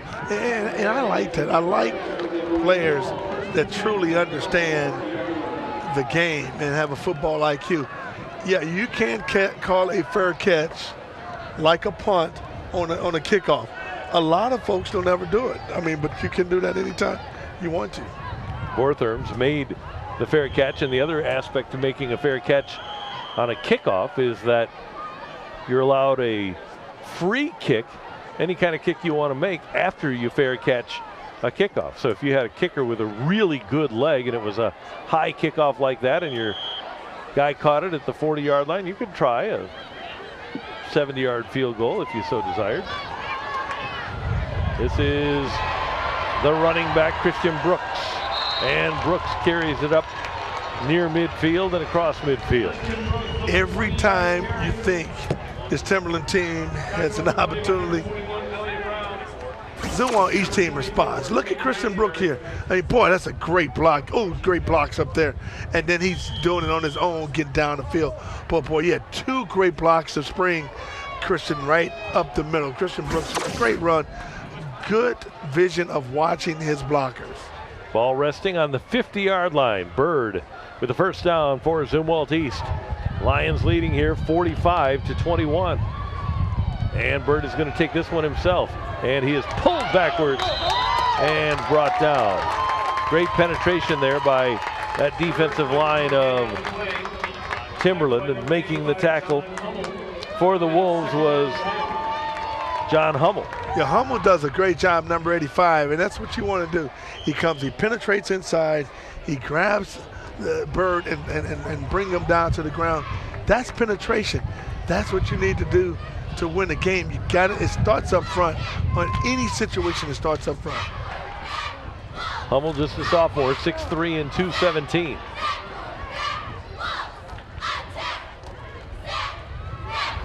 Brooks again. And Brooks pulls his way for a gain of a couple. Not much more there for Christian Brooks in Zumwalt East. Man, I tell you what, the Zumwalt East team come up and they pull around the corner, but I got to give a kid credit. Although he got pounded, he made a play. He stacked that baby up. The Timberland team, I mean, he just stacked it up. He got pummeled on the play, but he forced the play to stop right there. Good job, good force. On third down, Bird is going to throw. Now he's sacked. Bird is brought down as the defense for Timberland was able to race in and make the play. Hummel in there again. Steinbecker also in on the play. Yeah, that was a cover sack. I mean, nice fake here, but now nowhere to go with the ball. All the receivers are covered. Now the defense come in and swarm the quarterback Bird, not allow him to get downfield. That's great defense by Timberland. And the energetic Hummel with a couple of big plays in that series. And on 4th and 9, Bird will kick it away for Zumwalt East. Here is the kick. It's high and it's short. And it's going to take a Timberland bounce. So Timberland gets the full football back. Take a look at the small school poll in the St. Louis metro area.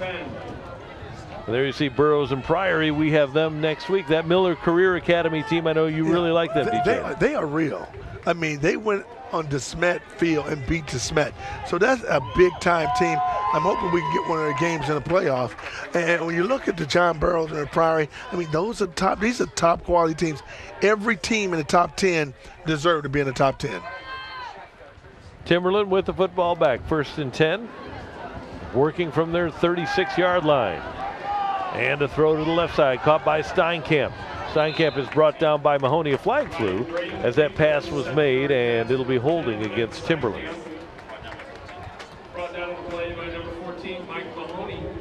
What I like about Timberland, they have really readjusted their game in the second half, and they're throwing the ball down the field, and they're throwing the ball effectively. And that's what they needed to do early in this game. I didn't understand earlier in the second quarter or in the first half why they didn't aggressively throw the ball downfield, because Zumwalt West stacked the box and say, we're going to force you to throw it. We're going to play man behind you, and let's see if you want to throw it. And in the first half, Timberland didn't want to throw the ball. Now they're throwing the ball with a lot of success. After the penalty, the ball is marked at the 26-yard line.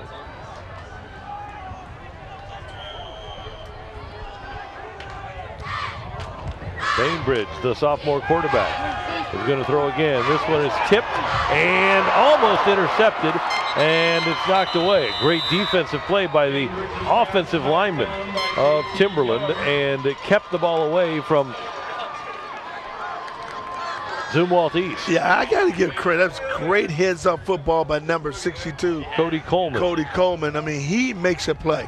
He sees the ball up in the air, and he comes and tackles the defender who almost intercepted.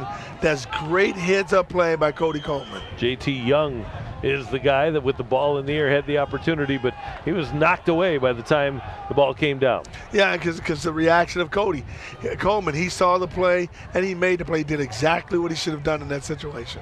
So now on second down, Bainbridge is going to throw, fakes, and is hit and dropped. The sack by Zumwalt East as JT Young makes up for the lack of the interception by getting in there and hammering the quarterback. Yeah, I mean, that play took too long to develop. The receivers weren't able to get out. It was out and up. You see the pump fake there, but now, boy, I tell you what, boy, that's good pressure up front. The big fella comes up and makes a nice play inside. JT Young. Boy, he's played a great game. JT Young, the last couple plays, has been involved in the last few plays.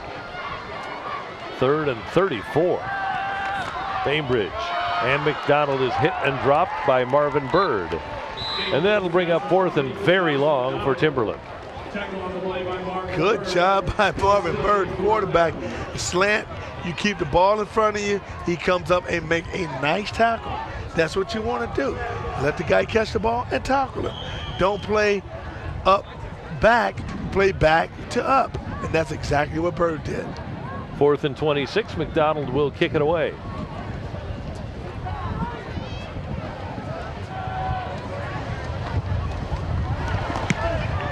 Good boot by McDonald. King will watch it take a huge Timberland bounce before the football goes out of bounds at the 38-yard line. And that was a great punt. Outstanding punt. That's what you want to do. You want to be able to punt the ball like that. Man, that was a great punt. And so Zumwalt East will start at their own 37 with 17 seconds remaining in the third quarter, and Zumwalt East up by a score of 45-21. And, and I'm going to give Timberland credit. I mean, they're still fighting. I mean, you get a couple breaks here, get a turnover defensively, score quick. Man, this game is, it's really not over. They're in a position to win the quarter 14-7. And coming out after the half in which they trailed 38-7, that's one of the little victories that Coach Collins will hang his hat on with this team. This is the running back, Christian Brooks, and Brooks is going to race inside the 20-yard line and race inside the 10 for Zumwalt East as he is brought down inside the 10-yard line, and Timberland's defense, Cody Ayers, showing some grit and determination to race from behind and tackle him. Man, I am telling you, that was a great run right here. Brooks bounced that baby out front. He gets down the field, boy. I'm thinking he's about to take that baby to the house. But now he never quit. Look at this play here, Bam. That was Elliott 21. Brown that made the tackle, and that was the final play of the third quarter. Elliott Brown never quit on a play, and that's what you got to have. You got to have heart.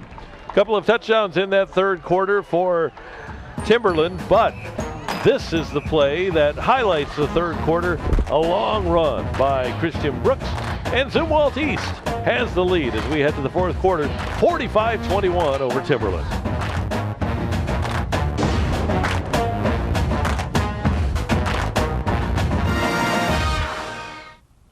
High School Sports on CCIN. Brought to you by the Carpenters Union. Nail down a career in carpentry today. The Missouri Military Academy. Structure for learning, leadership for life. And by STLHighSchoolSports.com. Powered by Charter. Hi, I'm Andy Bennett. You now have more than one choice when it comes to choosing union electrical contractors. The Associated Electrical Contractors, AEC of St. Louis, and Local 57, affiliated with the Carpenters Union, have highly trained electricians ready for your construction projects hassle-free. Local 57 members go through more than 5 years of hands-on training through Rankin Technical College. Call the AEC for a list of electrical contractors at 314-644-7228. Make the switch today.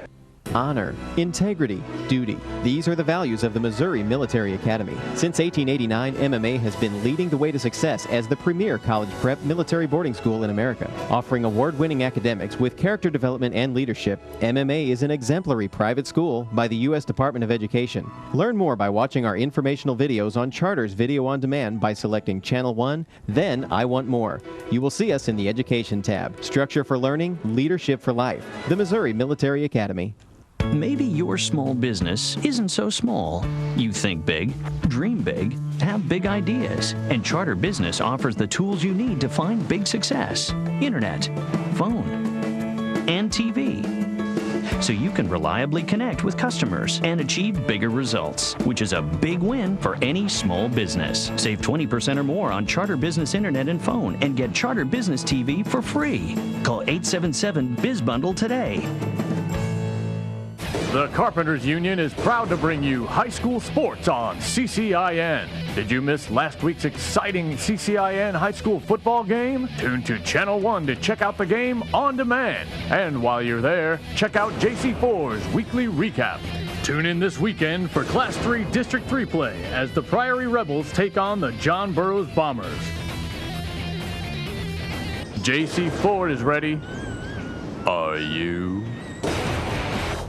When you text, you save. Text SAVE to 94594 and get discounts and offers from area businesses. Text to save on things like fast food, pizza, concert tickets, car washes, haircuts, sporting events, and more. Now you can text to save by getting special deals on the things you want. It's easy and convenient. Just text SAVE to 94594 to sign up for future offers. Then get the deals sent straight to your cell phone. Just show the text message at the store or restaurant and save money on the spot.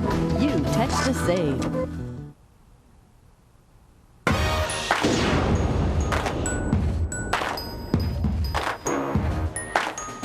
After the long run by Christian Brooks, first and goal from the 5-yard line of Timberland for Zumwalt East, already leading by a score of 45-21. Demetrius Johnson, Randy Carricker, and our Charter Communications crew. Great to have you with us at Zumwalt East. This is the first time we've been at Zumwalt East in St. Peters, and it is a magnificent facility. The school itself and the football facility, top notch. Oh man, this is one of the state-of-the-art facilities over here. Man, if you never had an opportunity to be here, boy, this is great. Brooks with an opportunity to finish it off, and he gains a couple on that run.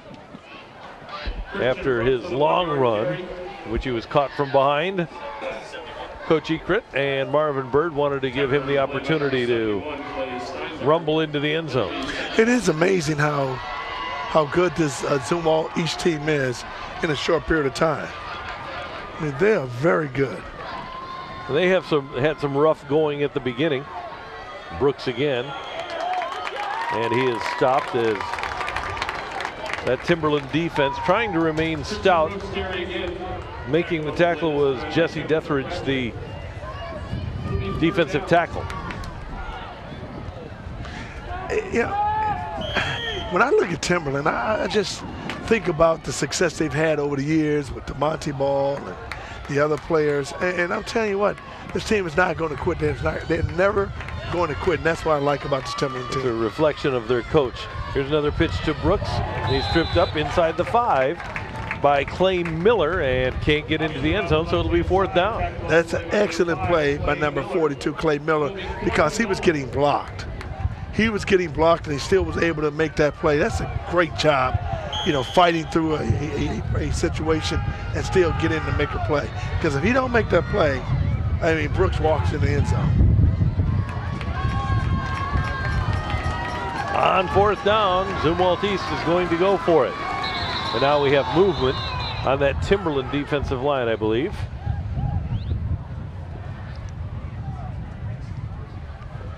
And that will move Zumwalt East half the distance to the goal line.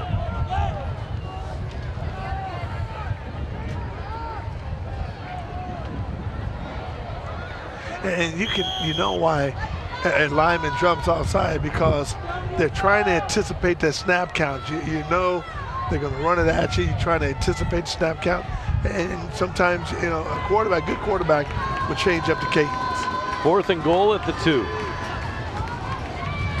This is Bird into the end zone for the touchdown. For Zumwalt East, a 2-yard touchdown run for Marvin Bird. How many touchdowns is that for him? That is his 1, 2, 3, 4, 5, 6th of the night. Whoa. That is there's got to be some type of record somewhere. I'm assuming it's going to be at least a record for the school. I would think so. He has dominated this game. Every time you look at him, I mean, he constantly scoring a touchdown in all situations. Has a touchdown pass. Trokey with the extra point try here.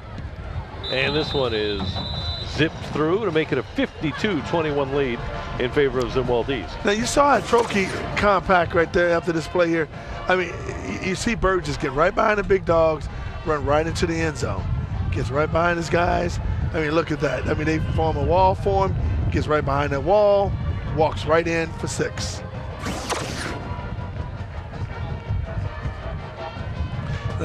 Marvin. And, you know, and I'm amazed he's not getting a cup of water, because he's put in a full day's work, my friend. He's come in. I mean, he's worked a 9 to 5. Oh, no doubt about it. I think he's got some overtime. Punt return, kickoff return, punting, quarterback, defensive back. He does it all for Zumwalt East. He's definitely not an hourly employee. No. I mean, he's definitely salary. So he's going to work. I mean, because he's putting in, I mean, a full day's work. You know, on time, overtime. Boy, I tell you, he's put on the show tonight. Raspberry, along with Steinkamp and Miller, will go back to receive the kickoff. I bet Trokey's leg is getting tired here with all the kickoffs that he's had tonight. 52 points on the board for Zumwalt East. But I bet Trokey would like to have that more than not having that leg working tonight. But I'm telling you, I really appreciate how this Zumwalt East team is wearing the pink for breast cancer awareness. I mean, I really appreciate that. Short kick taken by the upback for Timberland. And bullying his way across the 45-yard line with actually a pretty nice return for Timberland is Brett Reimers. So Reimers with the return and Timberland with the football back. Let's see how aggressive Timberland continue to be. I mean, I like what they did in that last series, throwing the ball down the field. That's what you want to do. You want to stretch the field. I mean, you got to continue. I mean, you're down. You got to throw the ball. You got to score quick if you want to try have any chance of getting back in this game. Great job tonight by the sophomore quarterback, Ryan Bainbridge, the 6-foot, 190-pounder. And he is leading this club, and Rayford with a nice run on first down for Timberland as their offense keeps churning out the yards. Yeah, I mean, they are. I mean, they have not quit. They still making plays. And Rayford, look at him. He's getting the ball. I mean, he's a big, now he's a big running back. Man, he's a bruising running back. 2nd down and 1. This is a good down to take a shot if you're Timberland. Yeah, no doubt about it, because if you're Timberland, I mean, you're going to use all 4 of these to get a first down. Bainbridge will pass on the right side to Schumacher, and Schumacher is doubled up and brought down. I like it when Bainbridge sits back and throw the ball. I like his ability to make plays with his arm, because the game plan that Zumwalt East came in with was to, hey, force the pass. And Timberland didn't want to force the pass. They wanted to stay with what they do best, and that's running the ball. Now they have to pass the ball. First down from the 40. And a flag flies as that play got underway a little bit early. And it is false start against Timberland. So that'll set them back 5. Yeah, I mean, every time they get forward, they go backwards. I'm assuming the center may have forgotten the snap count on that because everybody was moving except the center. Or the center remembered it and everybody else forgot it. On 1st and 15, Bainbridge will take the snap out of the pistol formation. And Rayford carries a tackler with him across the 40-yard line. Well, I mean, that big fella be working, man. Rayford is a big boy, and he's working. I mean, that's effort. That's not quitting. That's trying to get it done at all costs. Watch him literally carry a potential tackler trophy for 5 yards. Man, and boy, I tell you what, I liked that effort right there. I mean, that's an effort to want to win.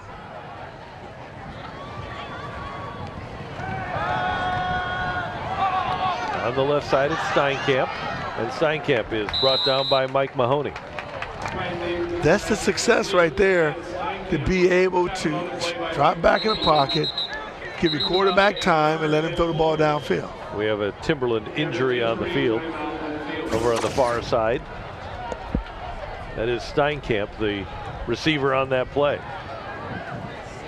Yeah, Steinkamp runs a nice route. It makes a nice little play, like he's cramping. Yeah, when they start massaging the calf muscle like that, that's when you know he's cramping. Unusually warm weather here in the St. Louis metro area for late October. I mean, it really is, but it's cool tonight. So I mean, cramping is kind of, it's kind of different. I wouldn't assume anyone to be cramping in this weather. To stay hydrated, though. Yeah. Speaking of heat, good luck to the Rams as they play in Tampa, where it's supposed to be 90 degrees on game day. Hey, you know, I really like what I'm seeing with the Rams. Sam Bradford is a poised quarterback. He's making things happen. The defense has really played well, and I'm happy to see that. And I'm amazed now that people saying they can't win 7, 8 games. They could win that division. I mean, it's a really weak division. I mean, why couldn't they win it? I'm with you. I think they can. And their head coach, Steve Spagnuolo, has the elements, the traits of a good head coach. That doesn't mean he's going to be one. This is Schumacher for Timberland. Gets away from a tackler. Schumacher inside the 10, into the end zone for the touchdown for Timberland. Schumacher with a 39-yard reception and great effort for the 4th touchdown of the night for the Wolves. I mean, you got to give them credit. They have not quit. This Timberland team, I mean, they are doing whatever they have to do. The Wolves are clawing themselves and scratching and biting to stay in this game. That's what I like about this Timberland team. I mean, they've never quit. I mean, you can't, under no circumstances, this team is going to quit. They're going to continue to play hard. Schumacher catch the ball, turn it upfield, makes a nice run for a touchdown. 4th touchdown pass of the night for Bainbridge, and they'll go for 2. Bainbridge looks to the right side and throws into the end zone for the 2-point conversion as it's caught by McDonald. That's a nice option route by McDonald. He comes in and he's like he's going to run a crossing route. He stops and he comes back out. Good execution, good play. I like what I'm seeing. This Timberland team is not going to quit. They got a lot to build on. And right here, Schumacher does a great job getting the ball. He eludes some tackles, knocks some tackles, and he runs that baby into the end zone for 6 points. That's a good job. 52-29, and a very impressive second half for a team that we thought might be facing a running clock at the start of the second half. Coming into the second half, Timberland was down 38-7. And now they've outscored their opposition by a score of 21-14 in the second half. Bainbridge with 3 touchdown passes, 2 to Steinkamp in the second half, and 1 to Schumacher. Schumacher second of the night. So Bainbridge with 2 each to Bainbridge with 2 each to Steinkamp and Schumacher. Yeah, if Timberland is able to get any stops, Randy, they could have been right back in this game, and they truly not out of this game. If they can get the ball right now, maybe on a turnover, and get a quick score, man, this thing could change. The dynamics of this game could change immediately. Timberland has outscored Zumwalt East here in the second half by a score of 29-14.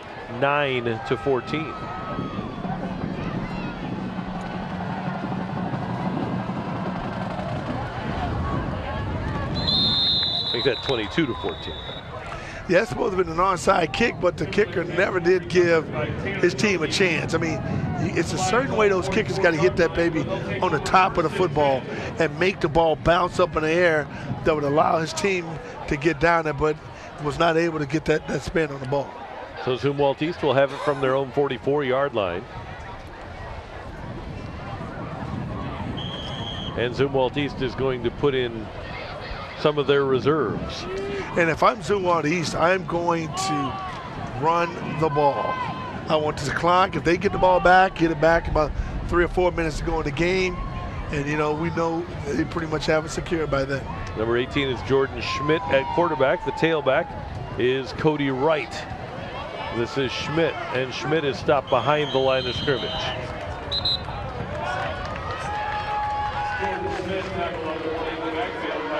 So a smart move by, in my opinion at least, by Coach Ekret of Zumwalt East, keeping his starters healthy for the next action in district play and having them rested up for the playoffs, and perhaps as importantly, getting some action for some of those reserves. You never know when you're going to need them, and you want to have all the game action you can for those guys. Yeah, that's true. I mean, injuries happen. Anything can happen in a situation where that would force you to put one of your young players in the game, and get them actual game experience is going to help them in the future. Schmidt, a sophomore, 6 foot and 160.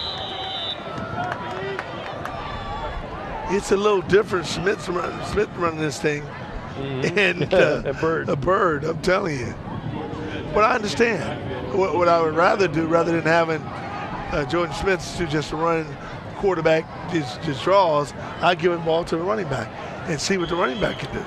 New pair of defensive ends in there for Timberland, as checking in is Hummel along with Nick Glenn. I like them using the clock, and I mean, they got that 25-second clock in front of them, so they can get it all the way down and then snap the ball. Schmidt will take it all the way down and run it himself up the middle, and he's popped down. Get maybe a yard for Jordan Schmidt. Well, if I'm Jordan Smith, I'm going to look at the coach and say, hey, coach, come on, man. Let me hand the ball to the running back. I am getting pounded with this quarterback keeper. That's what I'm going to tell the coach. Bam, look at that.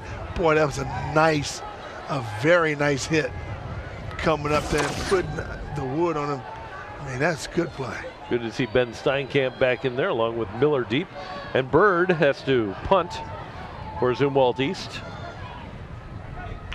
Marvin Bird with the snap and the boot. And a whistle before that play got underway. Let's see what the infraction is here for Zumwalt East. The officials are actually talking to the Zumwalt East captains.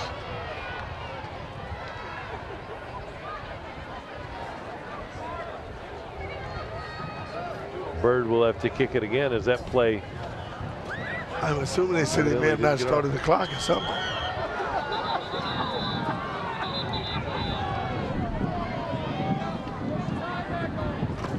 Now more conversation. Well, I'm wondering if they're going to try to put some more clock on time on the clock. Bird is going to go over to the sidelines to talk to Scott Ekret. Well, you know, the clock was running when he kicked that, when he punted the ball. Now, did they put that back on the clock or what? They shouldn't. Yeah.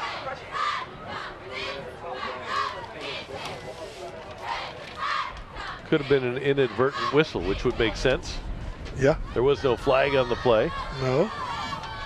Kick the ball and do it in the right time. So now the officials have to figure things out before Bird will come back in to punt it away with his team leading by a score of 52-29. Yeah, they want to put more time. Do they want to put more time on the clock, or do they leave it like that? Let's see. Going to go over and talk to the Zumwalt East sideline. Yeah, they put some more time on the clock because I knew if the play was dead, you got to replay it and put the original time back on there.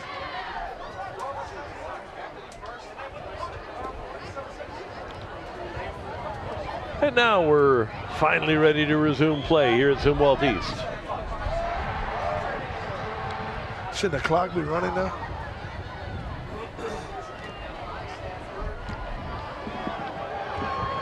Bird with a good kick. Steinkamp will call for the fair catch, and Timberland has it back. Hey, watch all of the highlights from your school's big game with Charter On Demand. Go to Channel 1, I Want More, Sports, and then High School Sports to view 2009 high school sports highlights. Plus, High School Sports On Demand will be updated with all the big games from this season. Check out your teammates on the big screen with High School Sports On Demand with Charter Digital TV and On Demand.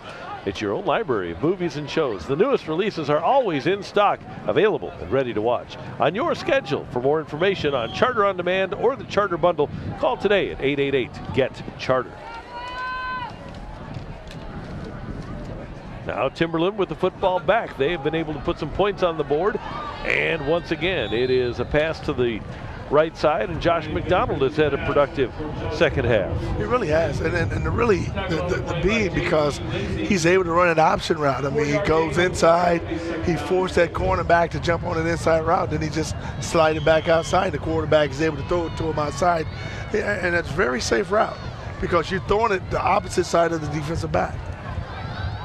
Rayford is a single setback behind Bainbridge, the quarterback.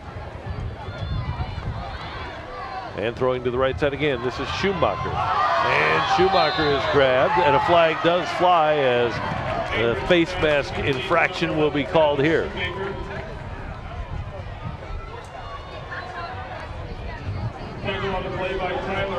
Yeah, I'm interested to see that play again.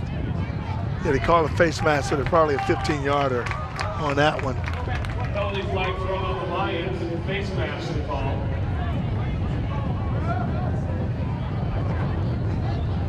And now the ball is marked at the 35. Okay, let me see this play here. Receiver catches it.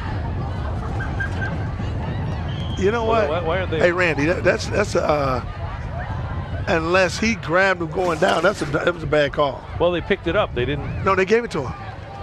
Ball is at the 35. And now pass to the left side and trying to get away is a Timberland receiver, and he can't. That was Ben Steinkamp. That was, big man, that was a bad call. I mean, you could grab a guy up top like that. You just can't grab his shoulder pad. He did nothing wrong.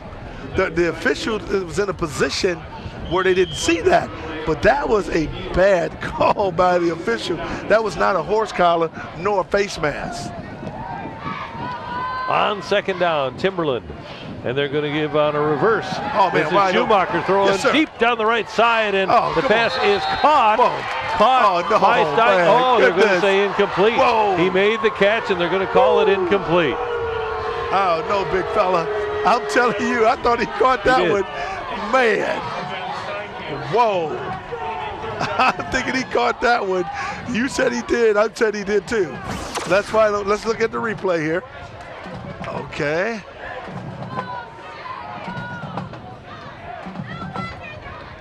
Yep. Yeah, that's a good catch. That's a good catch there, man. That's a good catch. The official couldn't see that one. Boy, I tell you, they missed two of them tonight, man. That was an excellent catch by the receiver going down deep and get that one. I like that play right there. That's the way to go down and get the ball. And the official behind the play couldn't see it. He asked for help from the official on the sideline. And well, maybe they should have did a review with us up here, big man. We could have told him it was a catch. So that brings up third down, and after the false start, it'll be third down and 12. Third and 13.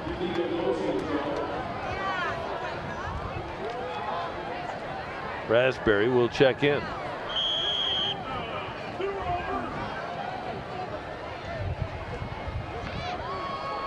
Well, to the credit of Steinkamp, even though he knew he made that catch, he did not argue. Bainbridge to throw again. Good protection again. He throws and incomplete off the hands of Ben Steinkamp. And so it'll be 4th down, and Timberland will be placed in a position to punt once again. And now they're going to go for it on 4th down as Bainbridge is going to stay in there. 4th down play coming up for Timberland, and they can put Zumwalt East, if they don't get the 1st down, in great field position. Let's see what they have. Bainbridge is going to throw on the right side. This one is bounced to the intended receiver, Steinkamp, incomplete. Well, we know that wasn't an incomplete one. There was no question on that one, big man. That one. So Zumwalt East gets the ball back, and they are in Timberland territory. Well, I'm sure they're going to do what they did the last possession. Just let the reserve quarterback just run the ball. I mean, with 3 minutes and 52 seconds to go. I mean, this game is over.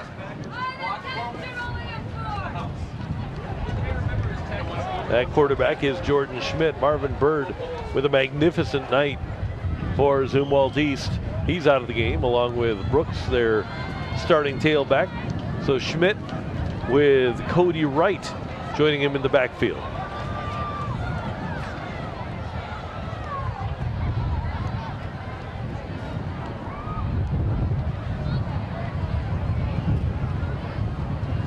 This is Schmidt. Tries to find a hole, and he's brought down by Ayers. Cody Ayers with the tackle for Timberland.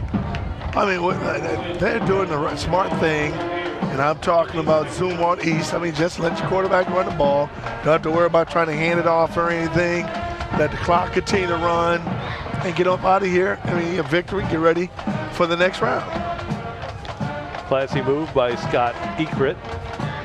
He doesn't need to rub it in.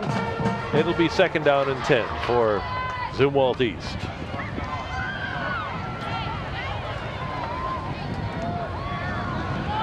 This is Wright, and Wright is brought down. That defensive line hasn't quit for Timberland. That was Kevin Kirkpatrick with the tackle. And that's what I like, and I can appreciate that by the Timberland team. I mean, they are truly fighting to the end. I mean, you hear coaches and players and people always make the statement, fight to the end, and it's really not a fight to the end. This Timberland team is truly fighting to the end. Even though they trail 52-29. Zumwalt East will run the play clock down. The snap will take place with about 2.5 minutes left on the clock. There it is. And Wright spins, thought there was somebody behind him to pitch to on the option, but Wright had run the other way, so Schmidt didn't have anybody to pitch to. I'm glad he didn't just pitch the ball. I mean, I'm glad he didn't assume his teammate was going to be there. So, I mean, that was a smart part by him to recognize that no one was there and just keep it. That was really smart by Jordan Schmidt. It was interesting because when you saw that play unfold, Wright was going to the right, and I think there was just a miscommunication there on the play call. And by the way, on 4th down, they are going to go for it. Here's the quarterback going to the left. Wright was going to the right. He was supposed to be right behind the quarterback for the option. Yeah, I got a miscommunication right there. Someone went the other way, the other person went the other way, and look, I mean, I give him credit. Whoop! I mean, right? He did not pitch the ball, so I give him credit for being smart enough to understand. Because sometimes when you run that, you just flick it thinking that the player's going to be there. This time he looked first and didn't see the player, so he did not pitch the ball. That was good. Good play by Schmidt, the sophomore quarterback. Very good.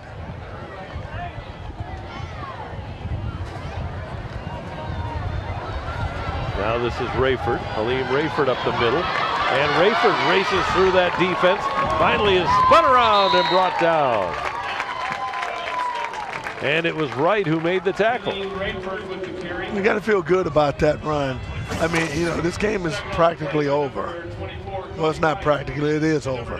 Only thing that's holding this game up is the time on the clock. But, Rayford is still running hard. That's what I like about it. I like his ability to get the ball and run hard and run physical. Timberland would like to get one more touchdown on the board before they get out of here. Rayford again. And Rayford this time is stacked up and knocked backwards.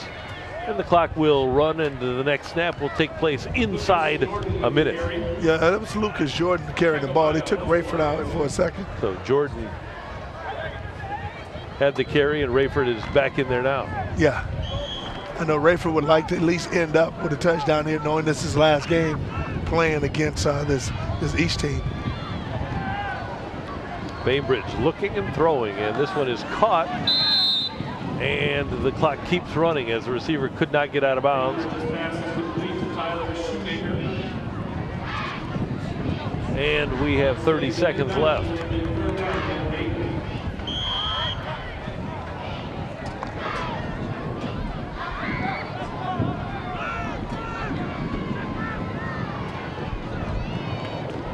Now back to throw is Bainbridge, and to the right side, this one's complete to McDonald, and McDonald brought down at the 12-yard line with 11.4 seconds remaining on the clock.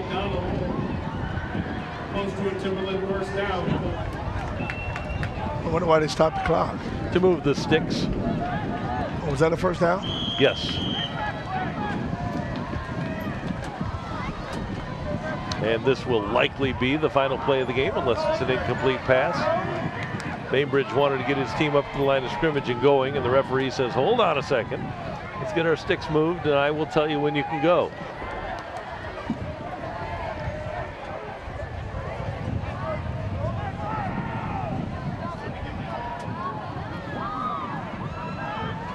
Now the referee is going to go over to the sideline once again with 8.4 seconds on the clock and a 52-29 lead for Zumwalt East. They're going to have a discussion. Yeah, well, I don't know what kind of discussion they need with 8.4 seconds to go in a game. I know you want to be, meticulous and perfect. However, this game is over, guys. You know what I'm saying? We don't need no conference here. I mean, just go ahead and run the clock. The game is over. Now he's going to come over and talk to Craig Collins, the Timberland coach. Oh, my goodness. Come on. Are you serious? Well, both coaches have made a concerted effort to not stop the clock here in the final 6 minutes of this game. So I don't know why the official, come on. Come on, big fella. Neither team has used a timeout in the second half. And now one more play. And they'll spike it to stop the clock. Oh, my goodness. So there are 7.3 seconds left in the football game. I'm assuming they say never quit. I guess it's over. We can turn off the lights. You can lock the door. Just leave. The door will be locked by someone else. This party is over, big fella. Lucas Jordan is back in there at running back for Timberland. They're going to send two receivers to the left side, McDonald to the right.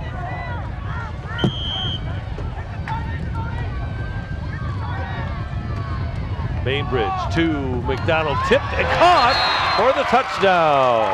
Touchdown for McDonald. A 23-yarder, 13-yarder rather. And one more score for Timberland. That was good concentration by McDonald. The defensive back tipped the ball. He stayed with the ball and watched it in. That was very good concentration. Outstanding concentration. Bainbridge with his 5th touchdown pass of the night. The extra point try is good. And it's 52-35. Now watch the concentration here. Defensive back gets a nice break on the ball. Watch the break. Man, hits the ball. McDonald stays with it. Concentrate and catch a touchdown. I like the break on the ball. Got to knock it down. He knocked it up in there. McDonald stayed with it. The tip drill, and it paid off. Craig Collins has to feel pretty good about the way things went in the second half. Not about the first half, in which they trailed 38-7. But now you look at what they've been able to accomplish here in the second half. Putting 29 points on the board. Yeah, I can deal with the second half, but I just can't deal with all that coaching right now with 1.3 seconds to go in this game. I mean, it's not much you can do. I mean, it's no miracle it's going to give you those many points in this short period of time. It's just not going to happen. I mean, 16 points is not just going to happen in 1.3 seconds. Mm-hmm.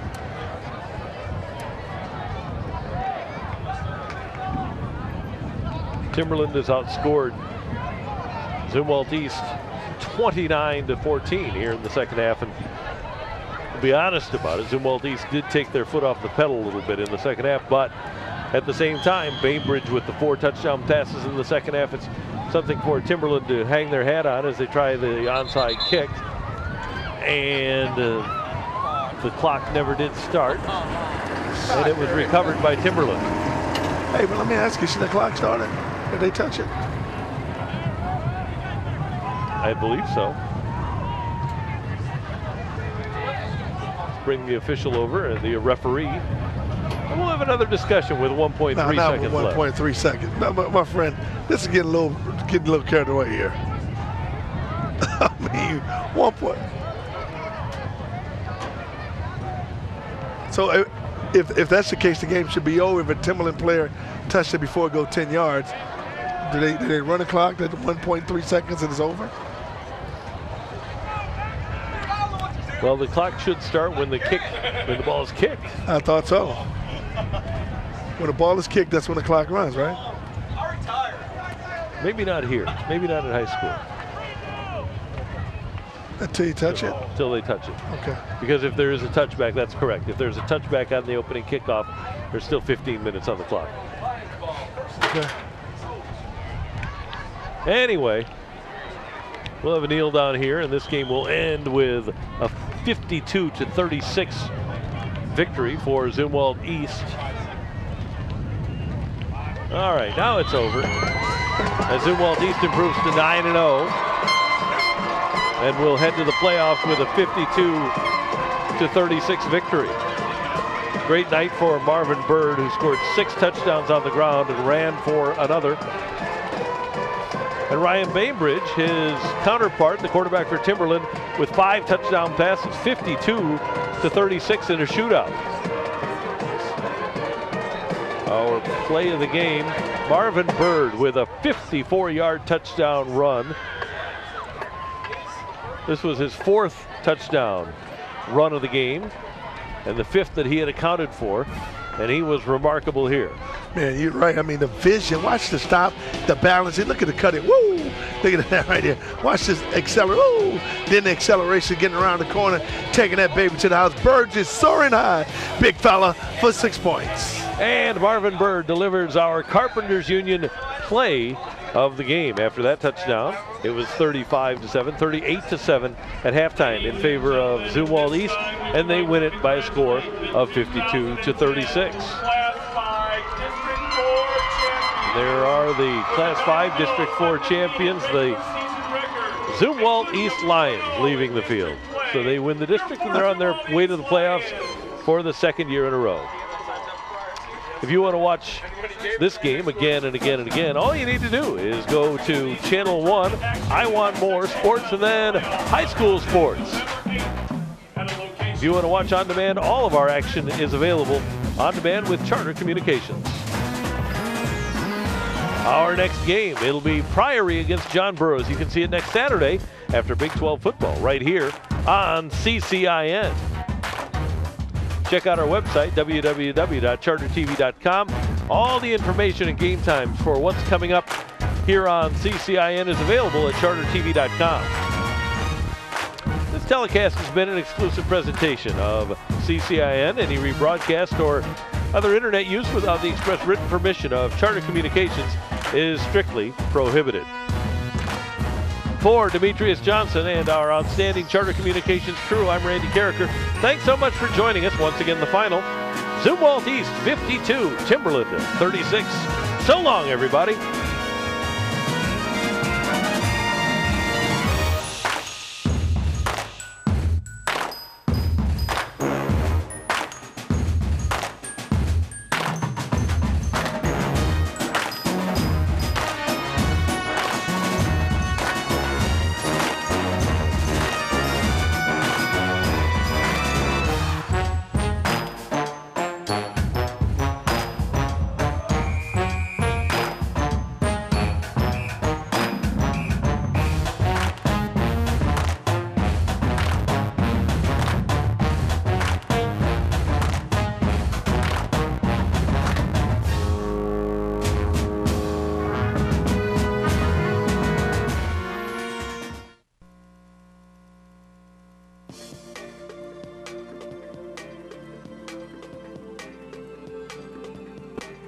Fall is here, and so is the Real Estate Show's Fall Special. Pick the weekly advertisement that works for you and your seller's needs. A 15-second property advertisement for just $15.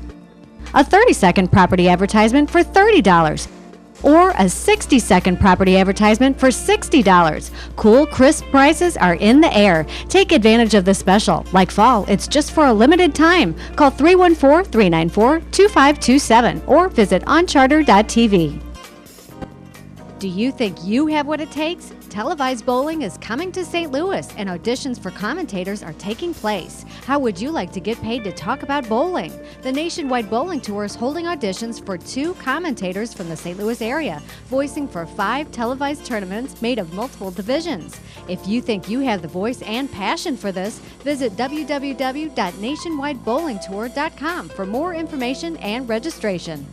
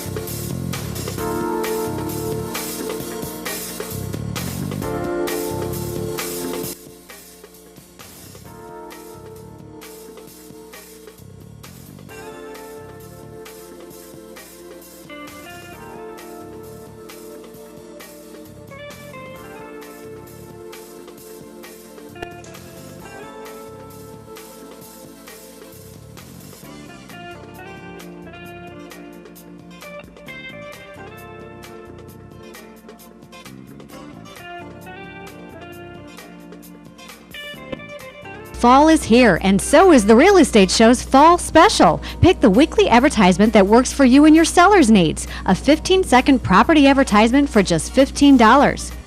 A 30-second property advertisement for $30.